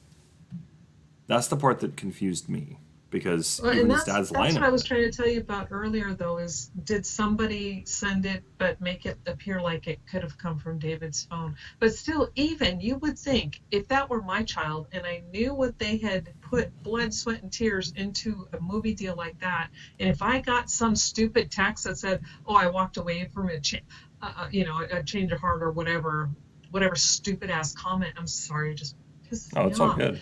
I would be calling them. I would have, and if they didn't answer, I would be showing up at their door going, what is wrong with you? Get your head out of your butt and get back to this. Absolutely. But nobody the cared. families to support. Yeah. Right.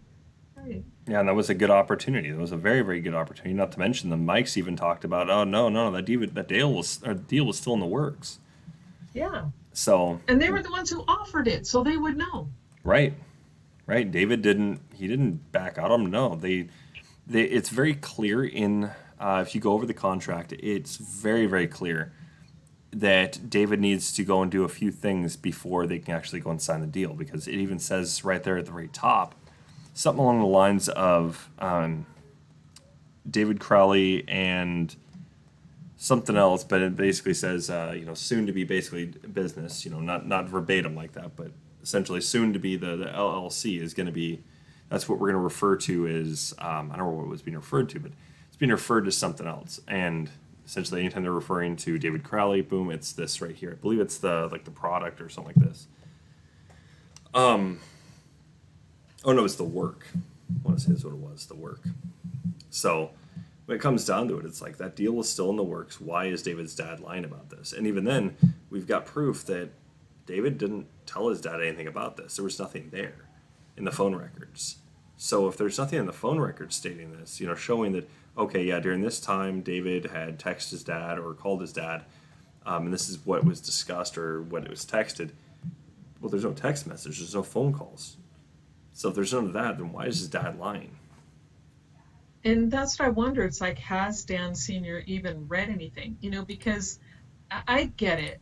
At the very first moment, and when all this was happening, I can only imagine, and I don't really want to imagine, but I can only imagine the shock.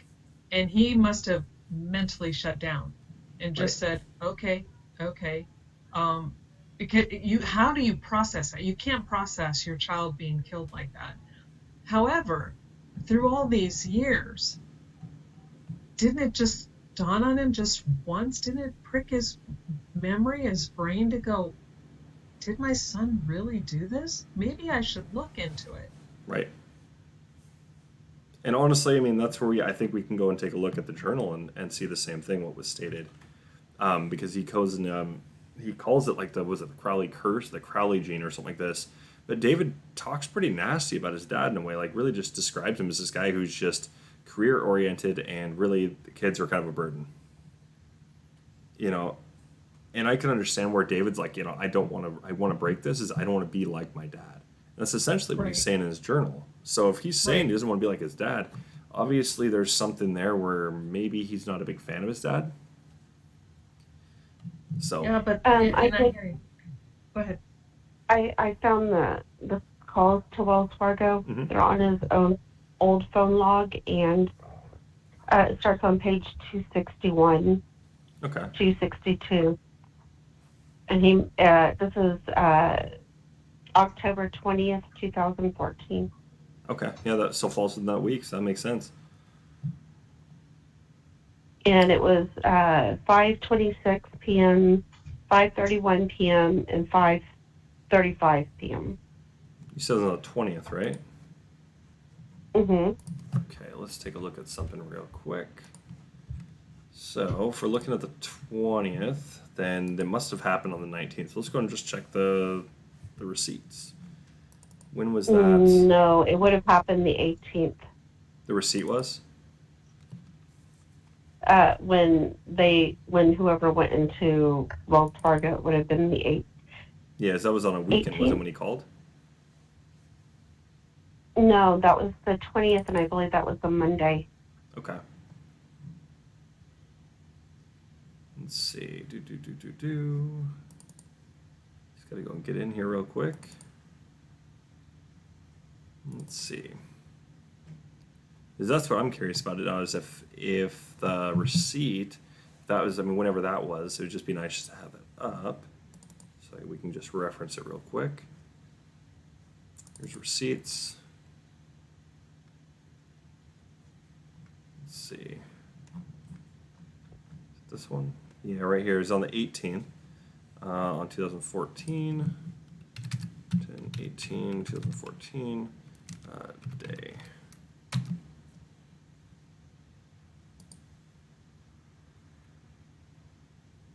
That was a Saturday, so that was most likely done earlier in the morning too. It's generally banks aren't open like past like 1 or whatever. So if we're looking at that, Doesn't have the exact time on there, but I mean that makes sense. It's blacked out too. It looks like redacted. But yeah, that's and even then it almost looks like they were trying to write the 19th. But yeah, that's interesting. So then you got the 20th and those calls are made. So yeah, it's David probably checking in and be like, "Whoa, what is this? What is this $50,000 and why'd you pull this out?" He doesn't have a call from his dad at all Mm-mm. coming in. So either his dad got a hold of him through Facebook or maybe a text message.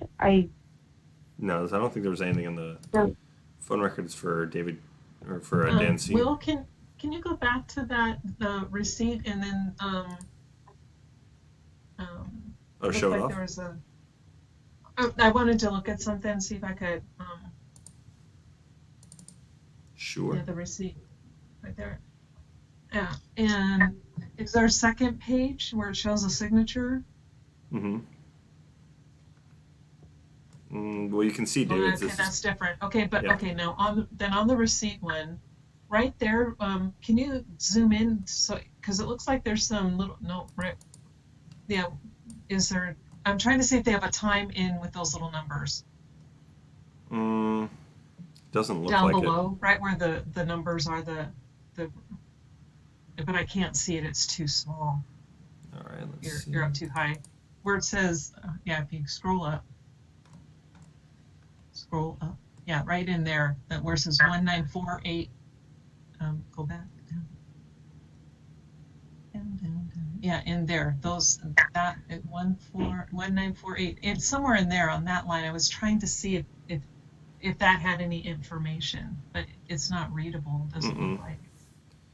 Okay. No, it says 19485624555. But yeah, no, there's no time on here. Just got the date, and the time very well could have been up here potentially, or down here. But usually, I mean, the little printout right that's on that same line as that bold number. mm-hmm. It could have a time and date and then other information on that, but I can't see it. Right. Yeah, there's nothing on here saying time, which sucks. But it's really interesting because it's like this $50,000. What is this used for? You know, and that's the part I would love to find out. What was this $50,000 used for? Because that's not a small little chunk of change there. No, that's a pretty good pile. Yeah, just to go especially and pull. when it's coming from the father's account and the son is taking it out and his father's not in the country. Right. So it just kind of begs the question, what was he doing? Yeah. So, but yeah, so basically what we're seeing here is, I mean, the family and friends. I mean, you've got Sean Wright, all for it, and Mason Hendricks, all for it. You've got Dan Jr., Dan Sr., you've got Heidi Lish. I mean, you've got all these different people that are all back in this narrative. Yeah, but this narrative seems pretty legit, but there's no proof to show this. We see David talking about in the journal about them getting away from the family and friends because, well, they're mooches. That's all they are. Right, and there have been a couple of soldiers who served with David. One guy did, I think it was a TikTok video or something like that, and then there was another soldier. I don't remember if he did a YouTube or did another kind of video, and they're like, no, there's no way he did this. So people who were friends of David that weren't part of this gray state thing all believe his innocence, but it seems like everybody who was associated with gray state say he's guilty. Right. Well, and it's what's and I funny find is, that interesting. What's really also pretty funny is even the producers, you know, the Meg, they didn't really. It didn't seem like they really were buying it either. Right. And they got to go and meet David. They got to go and see this. I mean, I think it kind of irritated them a little bit. I think that was how they were trying to go and perceive David as this cocky individual. But it wasn't he was cocky. He was planning, and he was very, very precise. He was very logical. If he came off a little cocky, I mean, yeah, and then when that dipstick, who was it, Nelson or Herzog or whoever took whatever David was rehearsing and then let them listen to it, where he's giving himself this pep talk to, do his speech and his spiel so he's ready when he goes to talk to him, and then plays it so it comes across like David is some arrogant gas bag. And those guys were like, oh, whoa, that's not who we met. And now their feelings were hurt. And they did it on purpose. I'm like, what kind of an.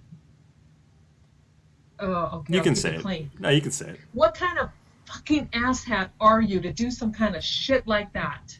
Yeah, You know, I absolutely. don't give a fuck if you are from Hollywood. You don't do that to somebody. Right. And then pat yourself on the back like you did something great. You are a low-life scumbag. Right. And that was just wrong, because all he did was, you know, record himself giving a speech to pep him up, which showed me that he wasn't as confident as he put out there, that talking was not something he really looked forward to. Well, and even then, if you read the journal too, it says the same thing. You know, he was nervous. He was anxious. Yeah. You know, this is a guy that he's like, oh man, I really hope I don't blow this. You know, and what's really funny is that was another one I also did. I was looking at it, and they cut the crap out of that one too. You know, you can see it with the film itself. You can see with the audio and all this, they cut the crap out of that. And you can tell from the background noise. I mean, there's all sorts of things you can get into, and that's all they did. They were trying to go and play the world against David. That David was this PTSD-ridden, drug addict, drunk, abusive person who just was crazy. But really, he wasn't. It's just like the dystopian. Yeah, and what's disgusting is I do have, it's not on this laptop, otherwise I would send it to you. It's on my other laptop. But there's an article where it was Eric Nelson, right? He was him and Herzog or Wurzog, whatever that the Freemason dipshit's name is. But anyway, he's having this article written in an online newspaper, blatantly saying, he goes, oh, well, I had a narrative, so I cut and piece things together, and I had it set up so people would end up saying things, so people would then kind of draw the conclusion I'm leading to, and it worked. Right. So yeah, you just told the entire world you wrote a narrative, and you had a purpose in mind to say he was guilty, and you were happy that people were following your line of thinking, not the facts of the case. It had nothing to do with any truth or facts. It was all about where he wanted people to go and what he wanted people to think, and he was happy he succeeded. Yeah, he was basically just like, here's your collar, and I'm going to go, I've got the leash here, and I'm going to drag you guys this way. We're going to go and put some blinders on so you can't see the rest of the story here. And just going to walk this way. And, hang on. Let me put up some little, green screen effects here. And here we go. We're going to walk through this area where you guys are going to think, oh, this guy's just crazy. But really, it's just smoke and mirrors. This guy's, they literally did exactly, and I know this has been brought up multiple times. They did exactly what it said in David's 2013 script about what's the worst they can do? Kill me? Oh, is that the worst you think? It's like, they're gonna go and ruin your legacy. They're gonna ruin your memory. So everybody thinks you're this just heinous, evil person. Yeah, and they're proud of themselves. I have that written down. No, I have that whole quote written down. Yeah, it's a good one. I put it into the Death of the Family trailer #2. So it's actually the beginning of my book. Oh, is it really? Yeah, and it's a great quote, because you see the truth in it all. Absolutely. Mm-hmm. Because even to this day, I mean, we are fighting. Well, not fighting. It's like, that's not the right word, but we are constantly having to deal with these nimrods who just want to think he's guilty just because they have nothing to back it up. They show nothing, but because they saw that stupid sloppumentary, oh no, it's telling the truth. So they were successful in creating this hatred in other people toward a man who was slaughtered in his own home with his family. Right. How disgusting and mental is that?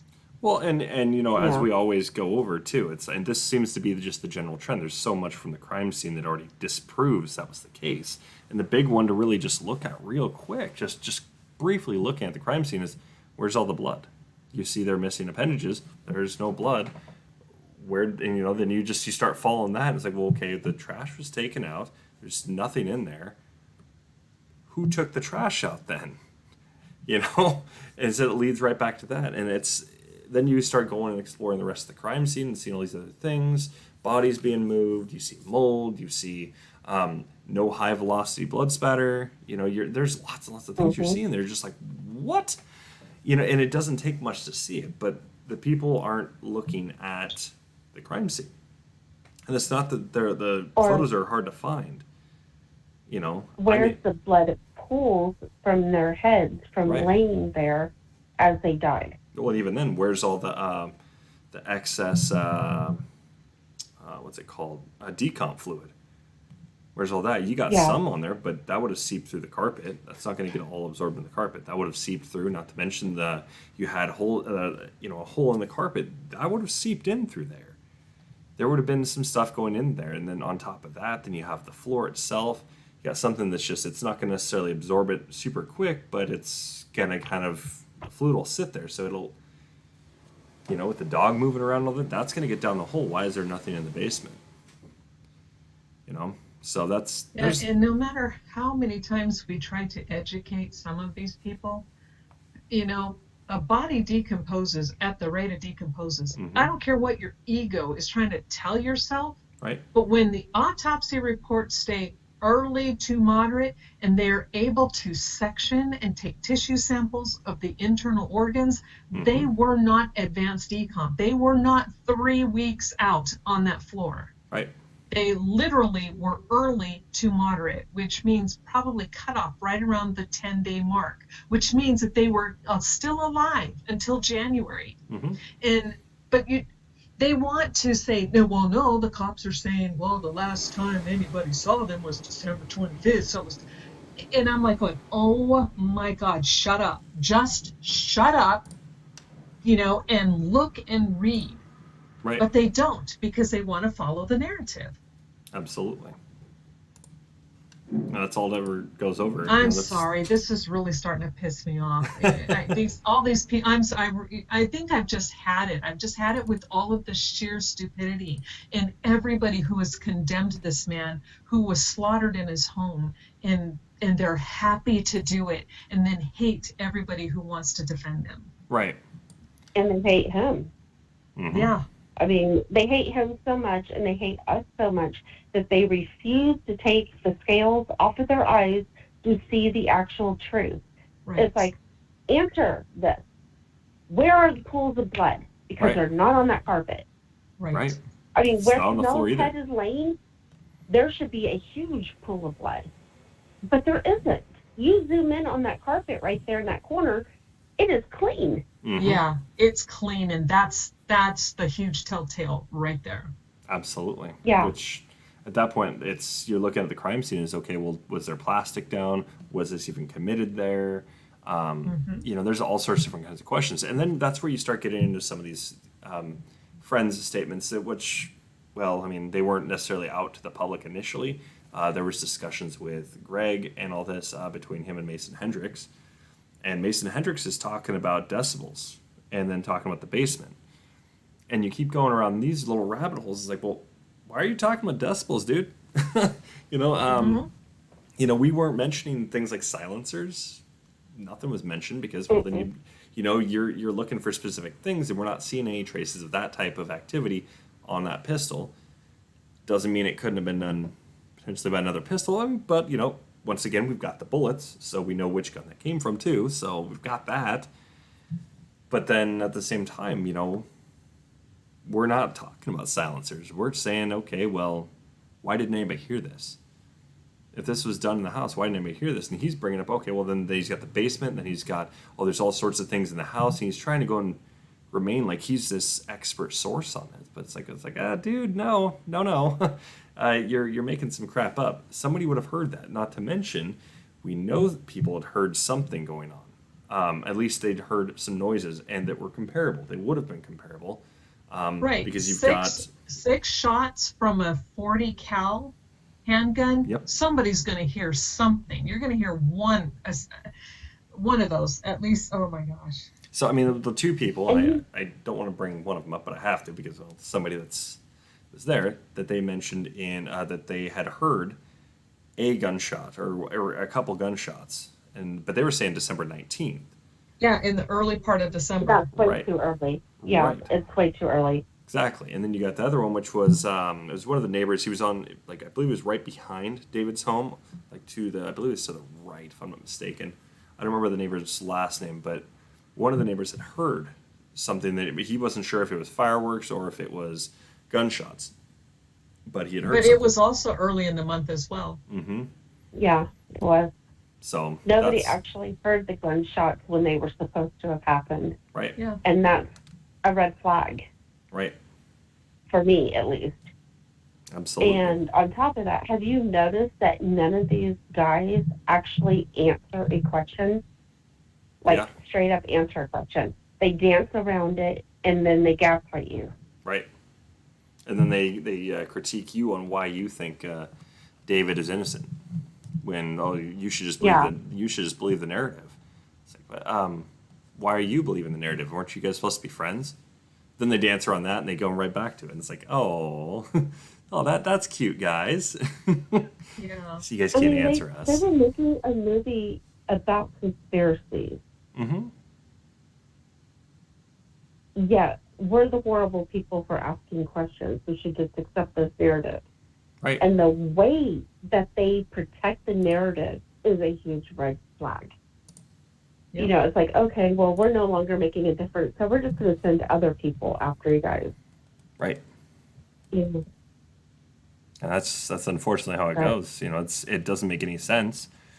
You know, Mhm. and like my big thing is I've gone around now and I've actually asked people that were in the rise. And speaking on the rise, then you've Mhm. also got, you know, Danny August Mason trying to, you know, even during that whole negotiation period, oh, well, you should just give me the rise. Me and this other guy, Robert Hoyt or whatever, which he had nothing to do with Gray State as far as we knew. Now he's jumping on board with David, and they're going to go and do the rise. David never really wanted to do it, but yet David's talking about once this releases, there will be some other trailers coming out too, and he's saying that in the Jason Allen emails. So we know that no, he wasn't going to do that. Hell no.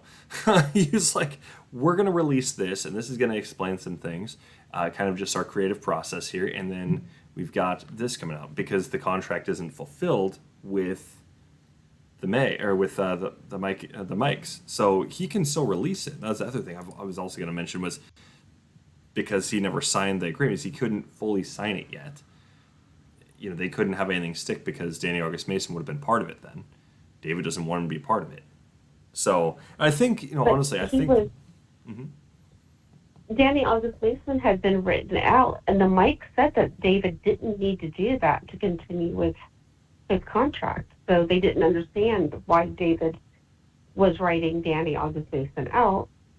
It could have But been then when something you look at the Gleason told him, journals, though. it makes sense.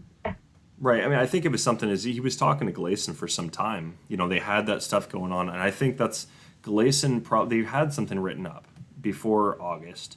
I have a feeling it was like you know around that July mark they had something there. In fact, I'm positive they did, and I think it was something Gleason said because I think there was some way that David could have been blocked on some things. Some things could have been slowed down. So I think David was just trying to take those extra measures to make sure there was nothing that could get in his way. He could just get this going, and there wouldn't be any fallout with anything. It was just like, nope, Danny August Mason's out, Mitch Heil's out. Therefore, this project is mine to go and just get into Hollywood, and we'll get this going. They can't claim anything. They can't take me to court for a damn thing. And you know, the mics might say one thing, but when it comes to legal, I mean, do they necessarily know all the legality of things? Do they know all the little loopholes that Danny August Mason could have pulled? And it does appear that Danny August Mason would have tried to pull something, because I mean, if you look at like the first email correspondence he has with David, he basically tells him, "Yeah, you're not in good standing with Gray State, and you did this. This is kind of shady, but I'd like this, and if I'm going to do this, then I would like this, and I would like this, and I would like that." You know, he's just making demands. This is a guy he had something in the works, I'm pretty positive he was getting ready to go, and he was probably researching. He may not even had a lawyer, even though we know he did have a lawyer. But Yeah, he did. so it's, He has one of his best friends is an entertainment lawyer. see, Excuse that's me, what I'm I'm just saying. It's like struggling this to guy voice today. he was definitely doing some shady stuff in the back. So I I think just that, don't understand how he could still have something to hold on to if David had rewritten the entire script. right. He didn't, and I think that's why David brought it to him and said, "Hey, you can have the rise because Danny did have stuff to do with the rise. A lot, not just with the Hmm. writing, but with everything else." And Hmm. so he's like, "Hey, I'll just give it to you, but you sign off on this other stuff." And the reality is I think he was trying to do it, yes, maybe to protect his butt because, yeah, Danny's that kind of a person where he would try to go after whatever he felt he wanted, not what he deserved. Hmm. And so I think he was trying to protect himself, although he didn't need to. And Right. then what did he Hmm. get for it? He got stabbed in the back, figuratively stabbed in the back. Yeah. Yeah. And that's the issue with it is David saw these things. He saw a lot of it way too late. Um, he wasn't working these things out. After meeting him and all this, and really starting to see some of the little, oh, this guy's just mooching. He's not doing any good. Okay, he's just still he's going and going and going. With this whole mooch game, here, he didn't, instead of just saying, you know what, this guy is toxic and I need him out of my life. He's like, no, no. He writes in his journal. He's like, either he's gonna go and work with me, or I'm going to destroy him. And he's not talking like, literally he's going to destroy him. He's just like, look, I'm gonna have to go and break this whole thing off. This friendship is not going to be worth it if he's not willing to work with me here. And even then, he was like, he was trying to play with like highball, right? And he was he was expecting Danny August Mason to kind of try to, get somewhere in the middle ground, and he's like, no, I'm going all the way to the top. I want all of this. You're going to give me this. And I think that's where David's like, oh crap. Well, I don't need to go and give you any of this. And the Mike's probably told him this too. So it comes down to the same thing. He's like, well, I'm going to go and try and work this out with you to make this work so we can have our friendship still. I think that's what it really came down to. But I can't prove that necessarily.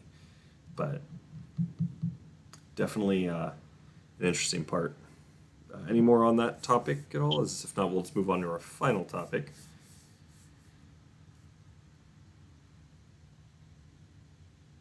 All right. So this last one here is David had PTSD, and once again, just snapped. Oh, there's no proof. And I'm The so only sick of it. thing, yeah, the only thing I can say is that David talks about having some type of a PTSD. I don't think it was diagnosed though, and it had nothing to do with the actual war-ing violence. Right. It was from him being held over, being kidnapped, is how he said it was, Mm-hmm. and held over. Stop Yeah, loss. and that quote unquote PTSD, the feeling he felt was that he knew at any time the military could come back and drag him back off, and he didn't want to, and that's what he wasn't looking forward to. And like we were talking about just the other night, it's like someone with true war PTSD is not going to be doing the trailers that David did. They're Right. not going to be out there firing their weapons like David does and training people on how to do hand-to-hand combat for movie scenes. You don't Yeah. do that. Yeah, they're going to be backing off from Yeah. that. It's going to be crippling. Yep. I mean, some of the things that he was doing with his target shooting and going to the range, they literally were reenacting live fire situations. Mm-hmm. And he looked forward to those. So, I mean, if he had PTSD, would he really be looking forward to that? Would he even put himself in that situation? Right. Right, there's no way. And in the trailer where they're doing those actual, you've got the guys in the BDUs and, Mm-hmm. out there doing actual firefight. Well, in the thing, firefights going back and forth. Someone with PTSD could not do that. Mm-hmm. It would have sent them off and they would have lost it. Right. Yeah, absolutely. So, Yeah. So that's an easy one to yeah, go and just. That's an easy one to go and that's end the another. show on, of course. Is yeah, he was obviously there was no snapping. Obviously, we've already established this. That's not a thing, anyways. But he didn't. Nothing really. All these common things that people have talked about. There Is it okay is if I kind of take this in a different direction for just a brief moment? sure. And because the old snapped thing, and we know by David doesn't have any police records, not one Bingo. accusation of violence, no ever did he leave a bruise on his wife, nor did he ever beat his child. Um, there's no proof that he was a violent and abusive person. Now, there are other people associated with this man and this project who have been arrested for domestic violence, domestic abuse, and more than once. Right. And so the police don't look at that. They don't see that there are people close to David and close to the situation who have that abusive background and who had means, motive, and opportunity. And they're not, I'm not saying they did it. I'm saying, but the police didn't even stop to say, hey, maybe we should in question them about, some stuff here. It's a little weird. Right. But no, they go after a man whose record is completely clean, who's never had one complaint, let alone get arrested and get charged with felony domestic abuse. Absolutely.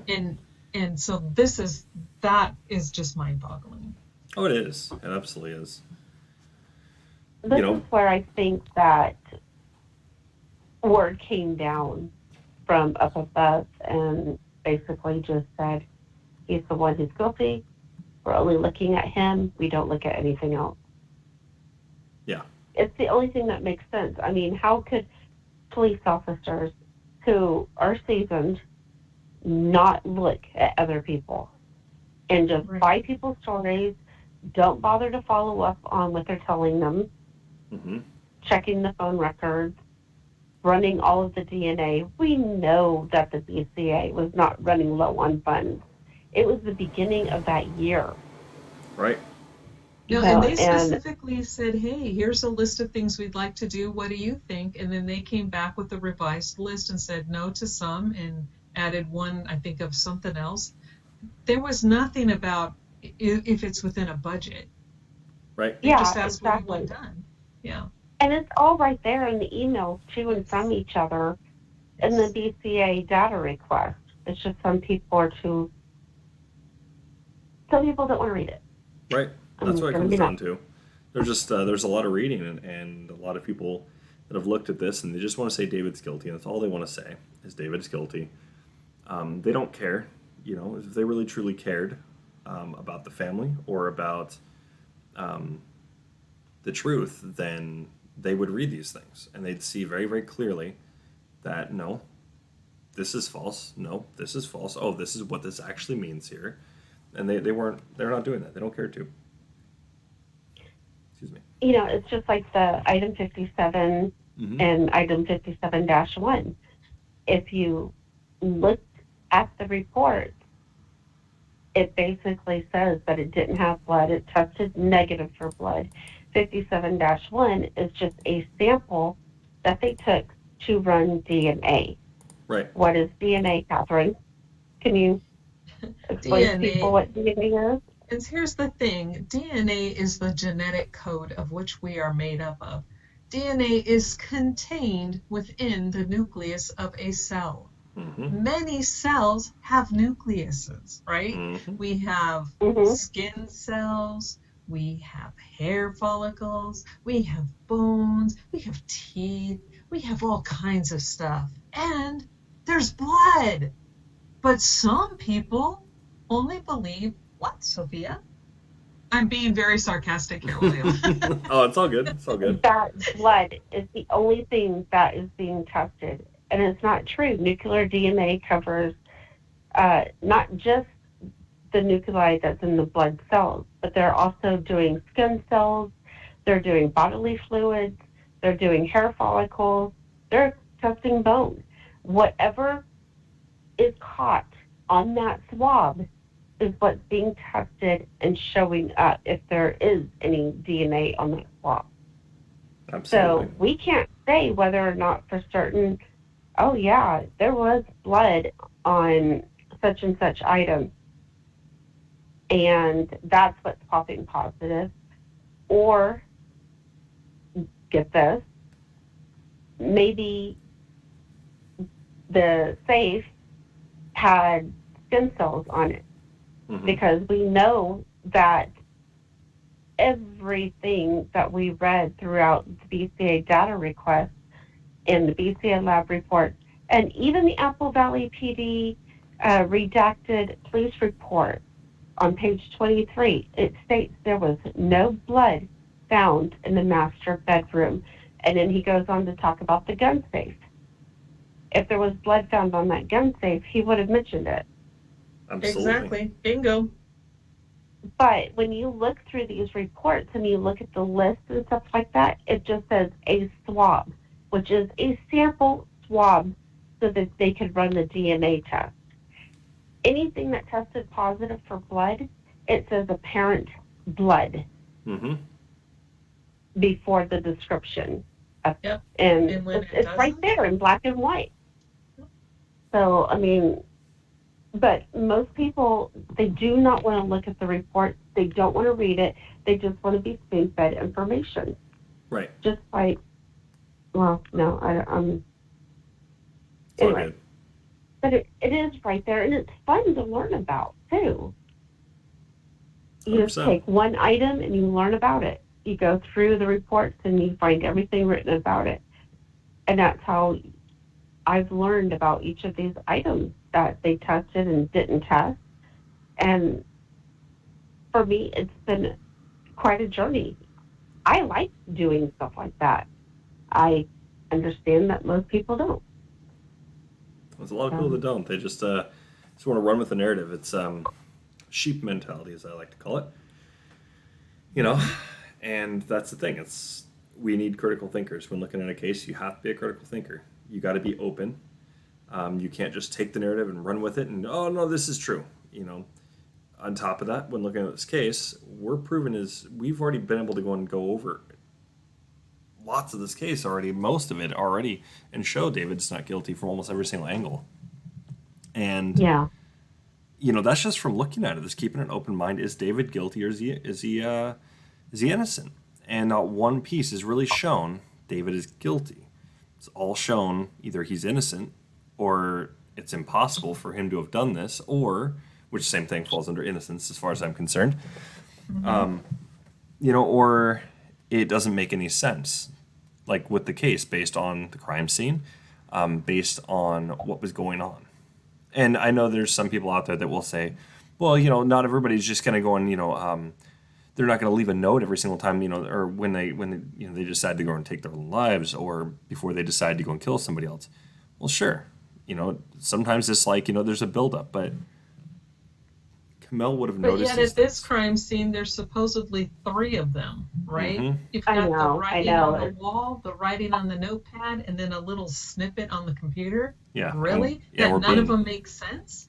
And we're being led to believe that it's he was Right. that Allahu Akbar was a last ditch like effort to like slam Kamel and her faith. Yeah, it's like yeah, I don't think so.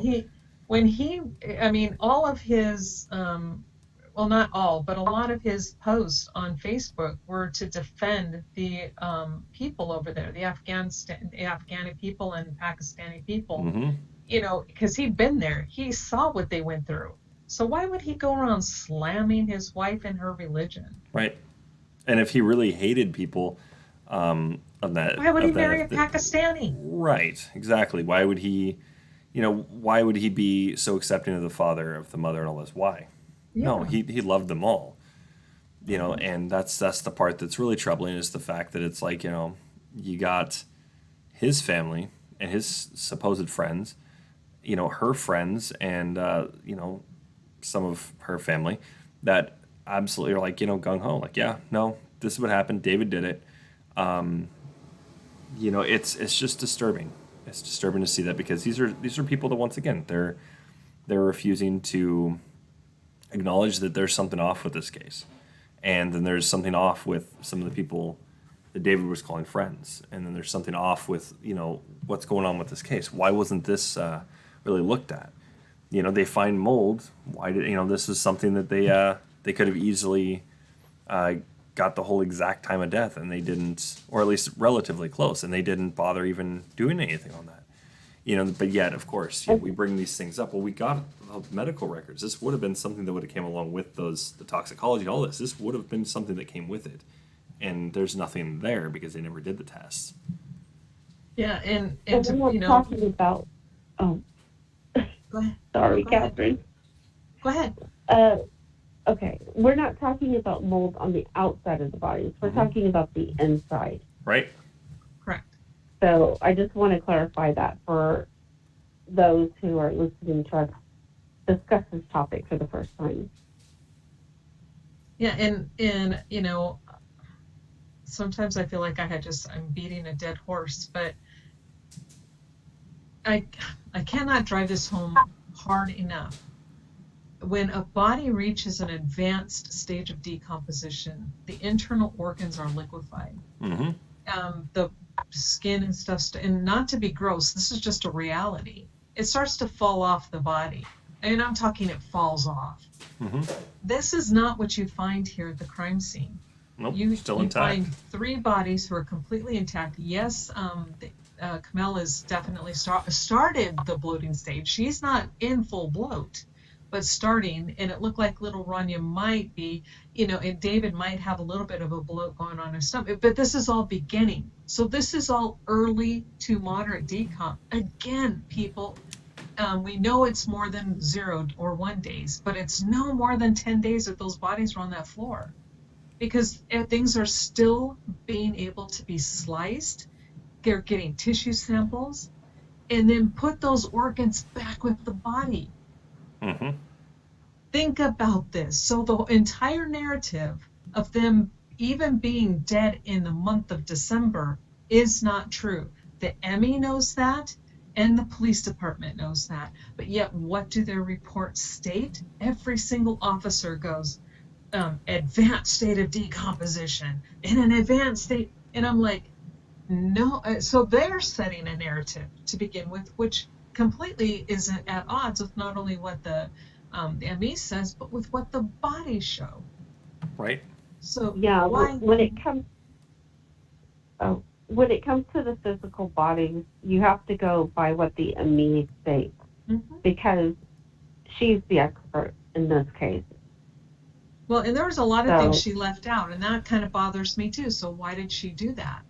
Why does she not even talk about the skull pieces, other than the fact that she found that they articulate well with the remaining portion of the skull? I mean, come on. It is evident that there is something seriously wrong with that piece. You've got straight edges, and you have indentations. You have marks on that skull piece. You see them. You can't unsee it once you see it. But yet she doesn't mention it. Why? It's a good question. And that's good question. But it's also, I had a problem with. I get that. That there's, there could have been some circumstance where the ME didn't just go and, the same one. Why Lelinski didn't just go and review all 3 bodies. She only reviewed, I believe it was David and Rania, and then we don't really get any mention anymore about the internal organs than like how we did with Lelinski's examination. We just got, this is what this is what this is. Didn't go ahead and mention anything. So was there mold in Camille's body? Well, we don't that's a good question. We don't get a good answer from that. All we know is no, there's none that they're mentioning. So they didn't mention it. And when you have an ME who takes 12 hours, at least 12 hours. Yeah, about 12 hours to show up to the scene.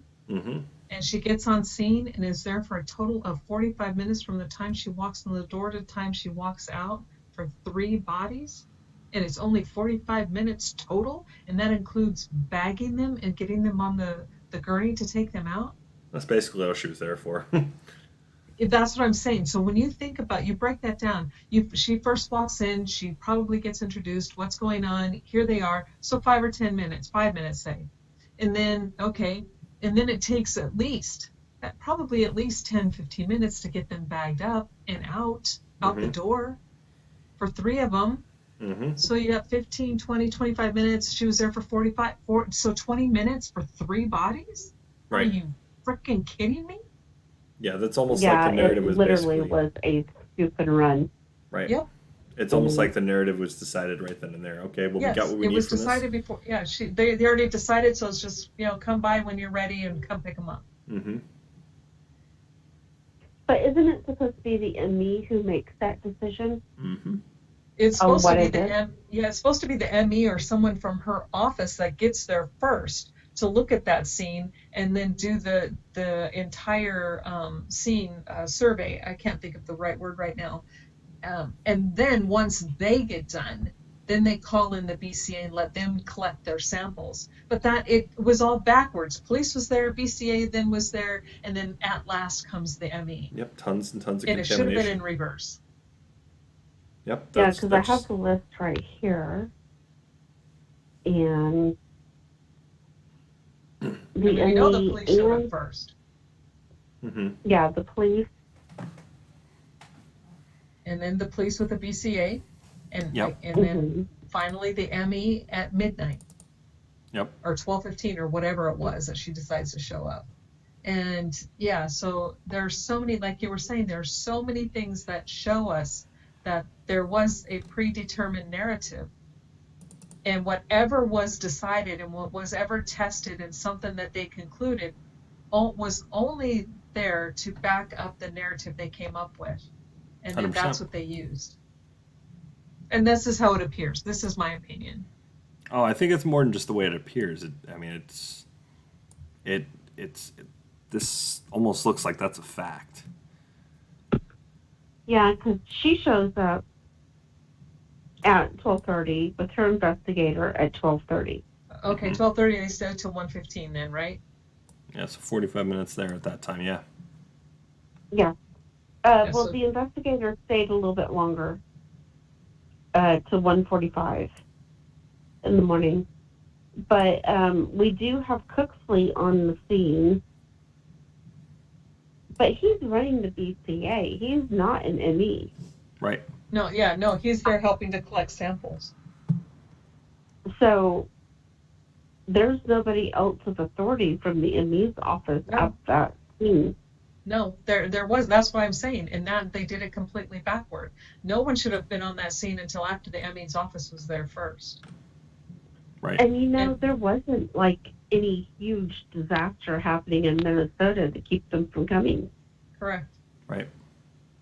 Well, and even then, my big thing here, and I'm pretty sure I got to adjust this on the timeline, but if we're looking at like even 10 days, there's some interesting posts or some interesting things that actually occurred around that time. I'm not going to get into it too much or anything, but it just basically, we have on the 8th, you have Jason Allen responding back to David's email. That's something David would have responded back to immediately. So if we look at the time on this, when he actually responded to him, David most likely would have responded then and there, unless he was asleep. So my guess is, just looking at this alone, I mean, if we're just looking at just from that standpoint, then we'd be looking at he'd had to have been dead before that email was there, or... Yeah, he died, if you're looking at the decomp and the state of the bodies, so somewhere between the 3rd and the 7th, they died. Right. So, but and I always have thought the 2nd. I mean, it's a possibility. I mean, I still believe that's a possibility. I don't think they were at any point in December is when that actually happened. Right. It's definitely in January for sure, but it's also some of these calls, like for instance, Cypress calling had to have been before the 8th. Why? Because they would have answered that. That's for Ranya's school. So we're looking definitely before the 8th, and it would have to have been anywhere between the 1st and the 8th. I would argue at least just in that range. But even then, looking, beyond that, I would probably argue anywhere between, probably 3rd and 8th as well. But it's interesting because that email, that's also, that gives us a big clue here because David would have responded that instantly. Yeah. Unless, like I said, he was asleep. So, but that's there's more interesting things along with that, the day of discovery plus, the timeline up until that point as well. There's just a lot of interesting things, people calling repeatedly. It's bizarre, but but David didn't do it though. It's impossible.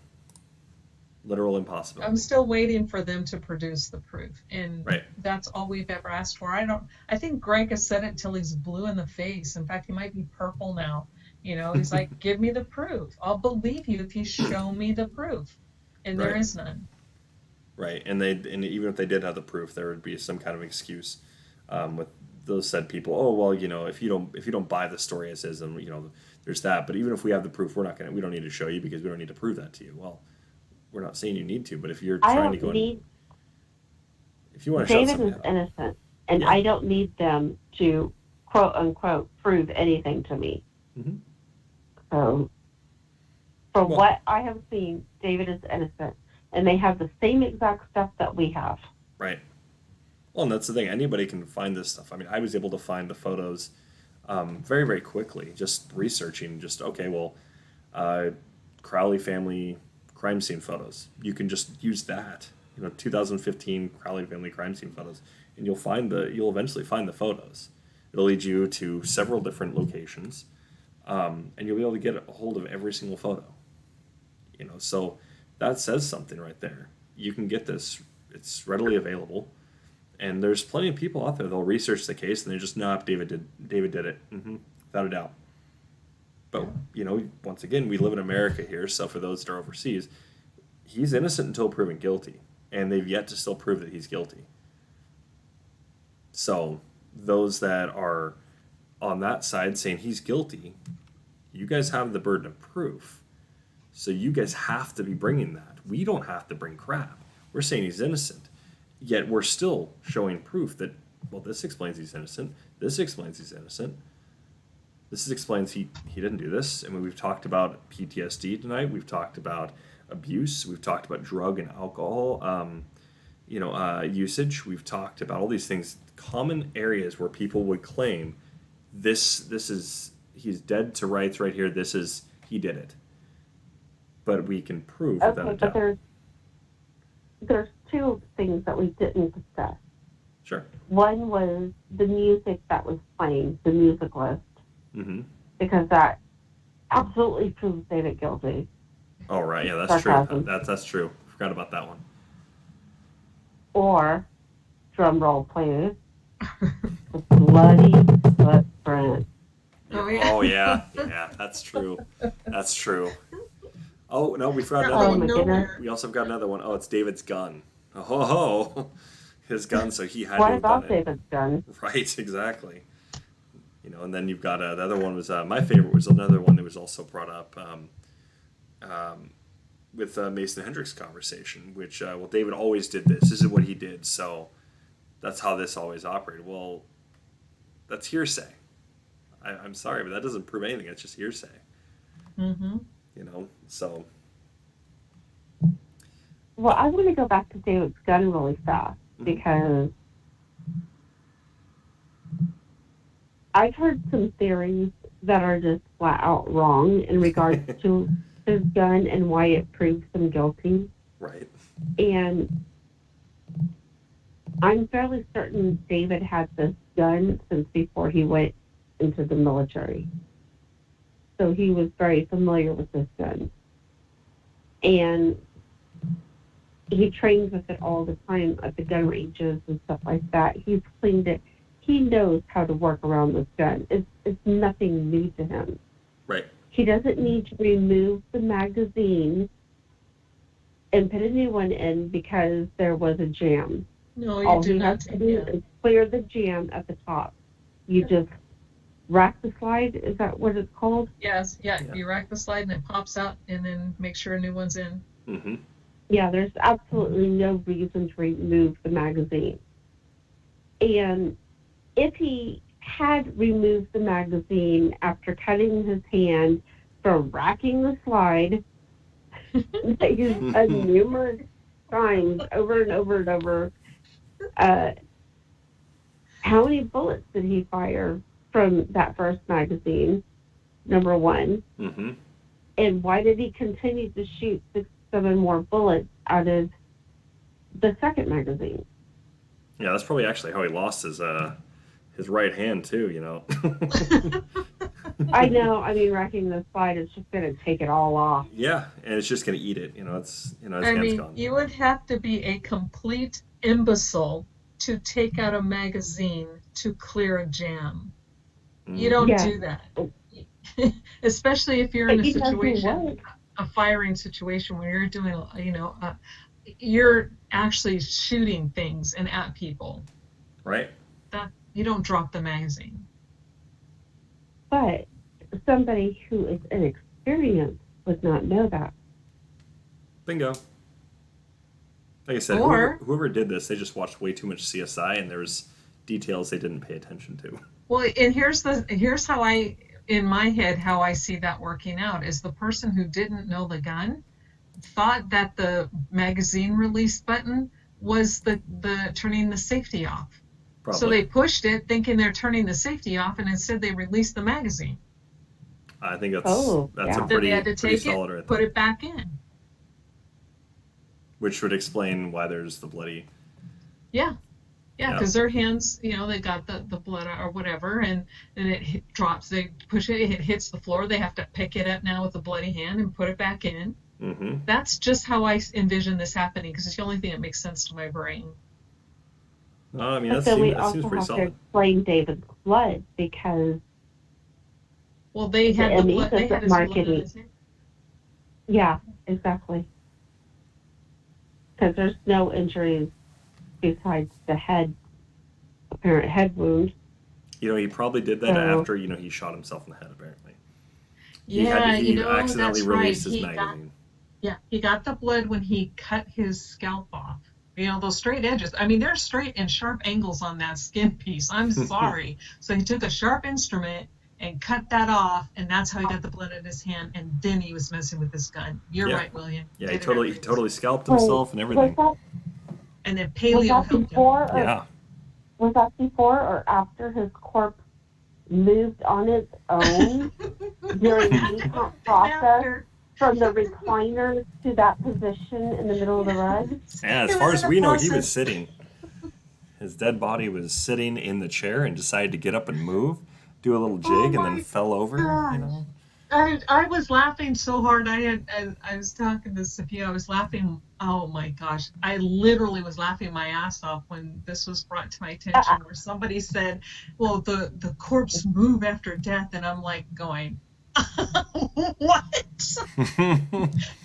Okay, a body will contract Right. and relax during rigor. So yes, is there movement? Yes. It doesn't get up and fucking move 2 feet, okay? It doesn't twist positions. I'm like, oh my god, what an idiot. Right. This is during that live stream that we were doing on Wednesday, where this Sorry, I'm person gonna mute myself. was they were contradicting themselves because they were saying, well, the body moves. And then when Catherine's talking about the hands and the fingers on David, that person is like, well, no, you can't move those because they're stiff. They'll turn to they'll crumble if you move them. And I'm like, no, they don't. Oh, jeez. Oh my gosh. I That's gotta mute ridiculous. myself again. Even they're able to move mummies. They can adjust some of their bodies, but that's not the point. The point is this person has no clue what they're talking about, and yet they're talking with authority. And if you don't listen to them, they start screaming and threatening. Oh, So yeah, it's and like- doxing and all sorts of other things. Oh, It's ridiculous. It's a child. yeah, that's just, yeah. That's what children Nobody do. pays attention to that. Well, I mean, Some people do, and I don't understand why. It's Not a whole lot, though. exactly. But that's the thing. It's just somebody that's gonna be loud and obnoxious about something. That's fine, but read the documents, please. Come at us with facts. Please come at us with science. These are things you need to go and bring to the table, or else hearsay is just going to be just dismissed. Nobody's going to care about hearsay. It's a hearsay, but we need to be going over things that are fact. Math, science, anything that can be helpful in this case. Yeah, bring it. If you really think David's guilty, then yeah, bring it. We'd love to see this. But bring proof. Don't just bring hearsay. You bring hearsay, that's when people just mute you and block you and all this. They're tired of hearing about it. People want to hear, okay, well, if David's guilty, what makes him guilty? There's nothing. That's just the easy answer there. There's nothing there. David is absolutely innocent. Everything that we've mentioned has been assumptions. Mm-hmm. Assumptions by other people who did not know what actually happened. Yep. The police don't know what happened. They admit that. Mm-hmm. The ECU absolutely doesn't know what happened, but somebody created a fake document to try to pass it off as they did know. Right. To bolster their claim that David was guilty, which is not going to be good for them in the future. Yep. Once it's found out who did that, that's going to be a lot of trouble right there. Is that's forging a document, especially a legal document, and yeah, good luck on that one. Whoever did that, There's actually a couple things that are being passed around that have the same quality as that AKA legal document, and that's all been sent off to Apple Valley to be verified. And I'm really? sure I will hear back, because if it's a fake document or another one, then they will do another affidavit. Mm-hmm. So. Oh, now I'm curious as to what this is. And I don't email things to them.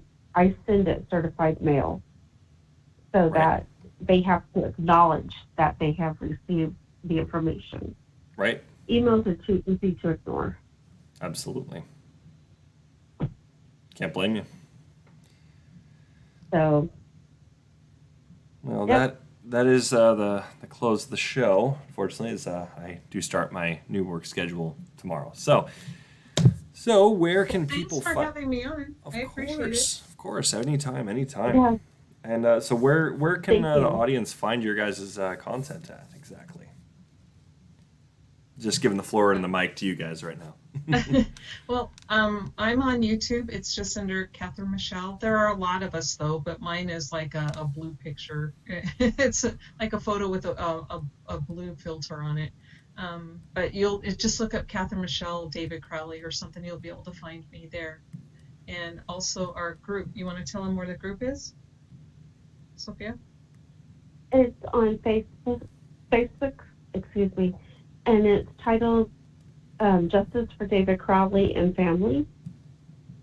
And there is a website that is being run by our admin, Greg Fernandez Jr., and that is thegraystage.wordpress.com.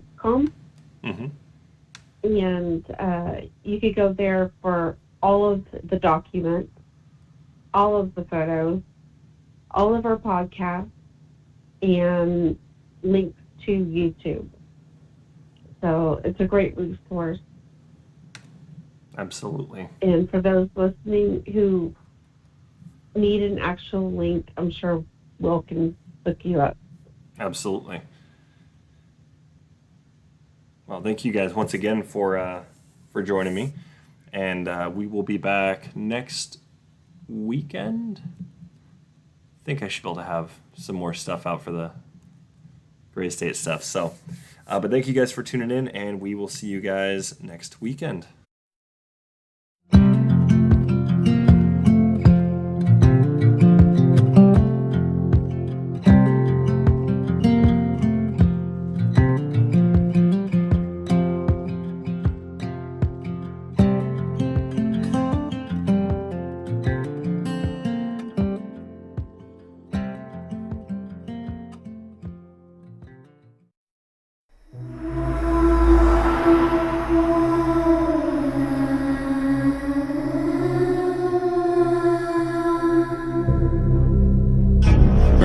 Interested in the paranormal? Murder mysteries, cryptocurrency, and thought-provoking interviews? Then check out Crypt Rick's I've Been Thinking on YouTube, or every Monday night at 6 p.m. Eastern Standard Time. Studio A at Revolution Radio, freedomslips.com. Welcome to the Crypt.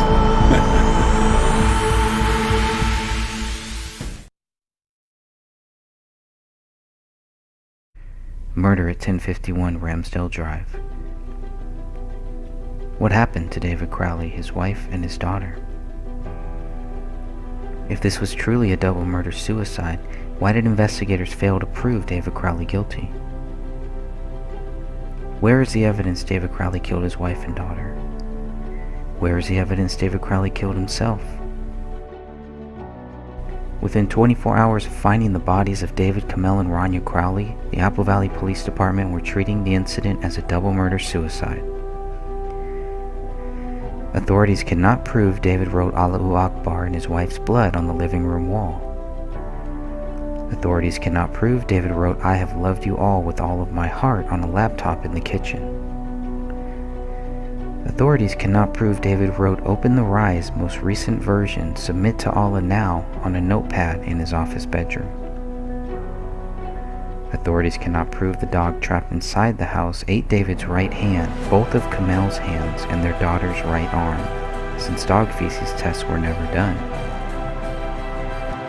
Authorities did not know about a bullet that rolled out of a living room carpet until they were notified by the cleaning company, 2 days after the bodies were found.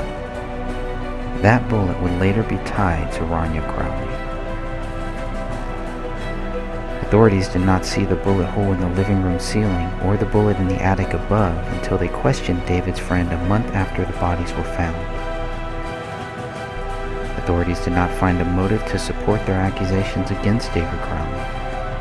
Authorities did not find David's blood on any of the bullets at the crime scene.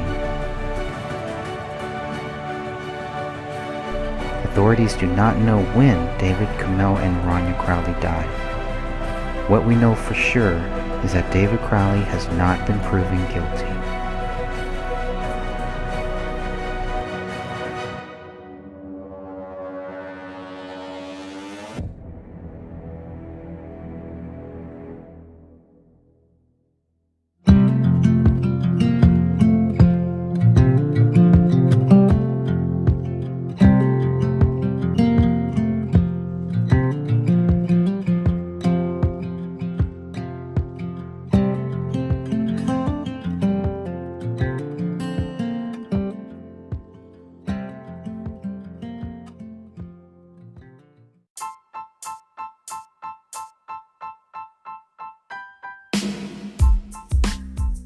Hey, what's up everybody? This is Ross from Planet X Filmworks channel on YouTube and the Zodiac Files True Crime series.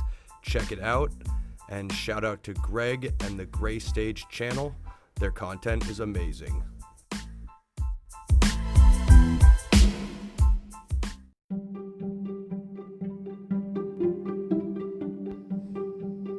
Hello, everyone. This is Sophia from the Gray Stage podcast, and I'd like to invite all of our listeners to join the Justice for David Crowley and Family group located on Facebook, where we have almost 4,000 members. In this group, we welcome discussions regarding the case and have all of the documents located in the files section for everyone to review. If you like, you're welcome to visit Greg Fernandez Jr.'s website called The Gray Stage.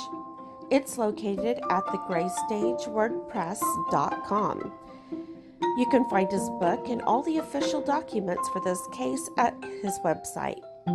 Lastly, I'd like to introduce you to Catherine Michele, who's a part of this podcast. Catherine Michele has a YouTube channel under her name, where she mainly discusses the Crowley case. So please feel free to stop by and give her channel a like and a listen. Until our next podcast, keep seeking the truth and justice for David Crowley and his family.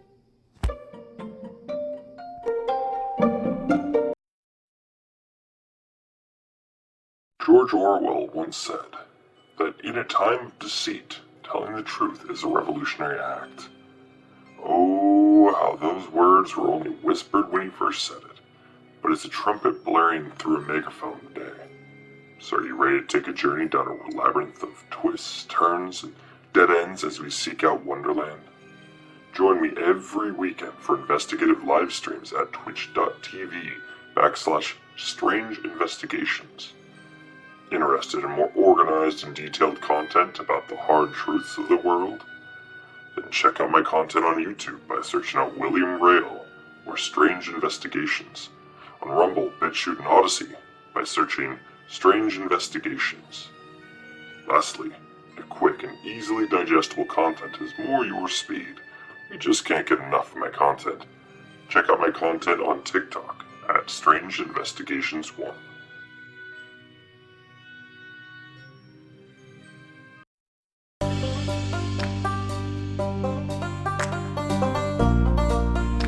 A simple truth. It really is this simple. Either you believe David Crowley is innocent or you believe he is guilty. If you believe David Crowley is guilty, you are wrong. If you believe David Crowley is innocent, you are right. It really is that simple. A United States Army veteran is dead. His wife and his 5-year-old daughter are dead. A thorough investigation would only conclude with authorities admitting they lacked evidence to support their accusations. If authorities were to admit the case remains unsolved, they would also have to admit that the public may still be in danger. I am not able to solve this case. My interest is in forcing authorities to admit David Crowley is innocent. The reason they refuse to talk about this case is not because they are confident of David's guilt. They lack confidence in their allegations. Their department wishes to move on, but they are only lying to themselves. They must know the simple truth, and they need to publicly admit this. Their credibility depends on it now. The unspoken truth is that David is innocent until proven guilty. Why are authorities running from this simple truth? How long do they think they can run for? You cannot run from God. You cannot run from your nightmares, and you cannot run from the facts. Why would anyone want to? What could possibly motivate someone to try? If you cannot prove David Crowley guilty, then he remains innocent. It's as simple as that. So the resistance we face is disgusting. If David was guilty, the evidence would be right in our faces. If David was guilty, resistance to our questions would not exist. If David was guilty, facts would be evident. There are no facts to prove David guilty. There are only facts which prove David innocent. Hence the resistance to getting justice for David Crowley and family. Who cares? Do the people who closed this case and decided to not speak about it ever again really care?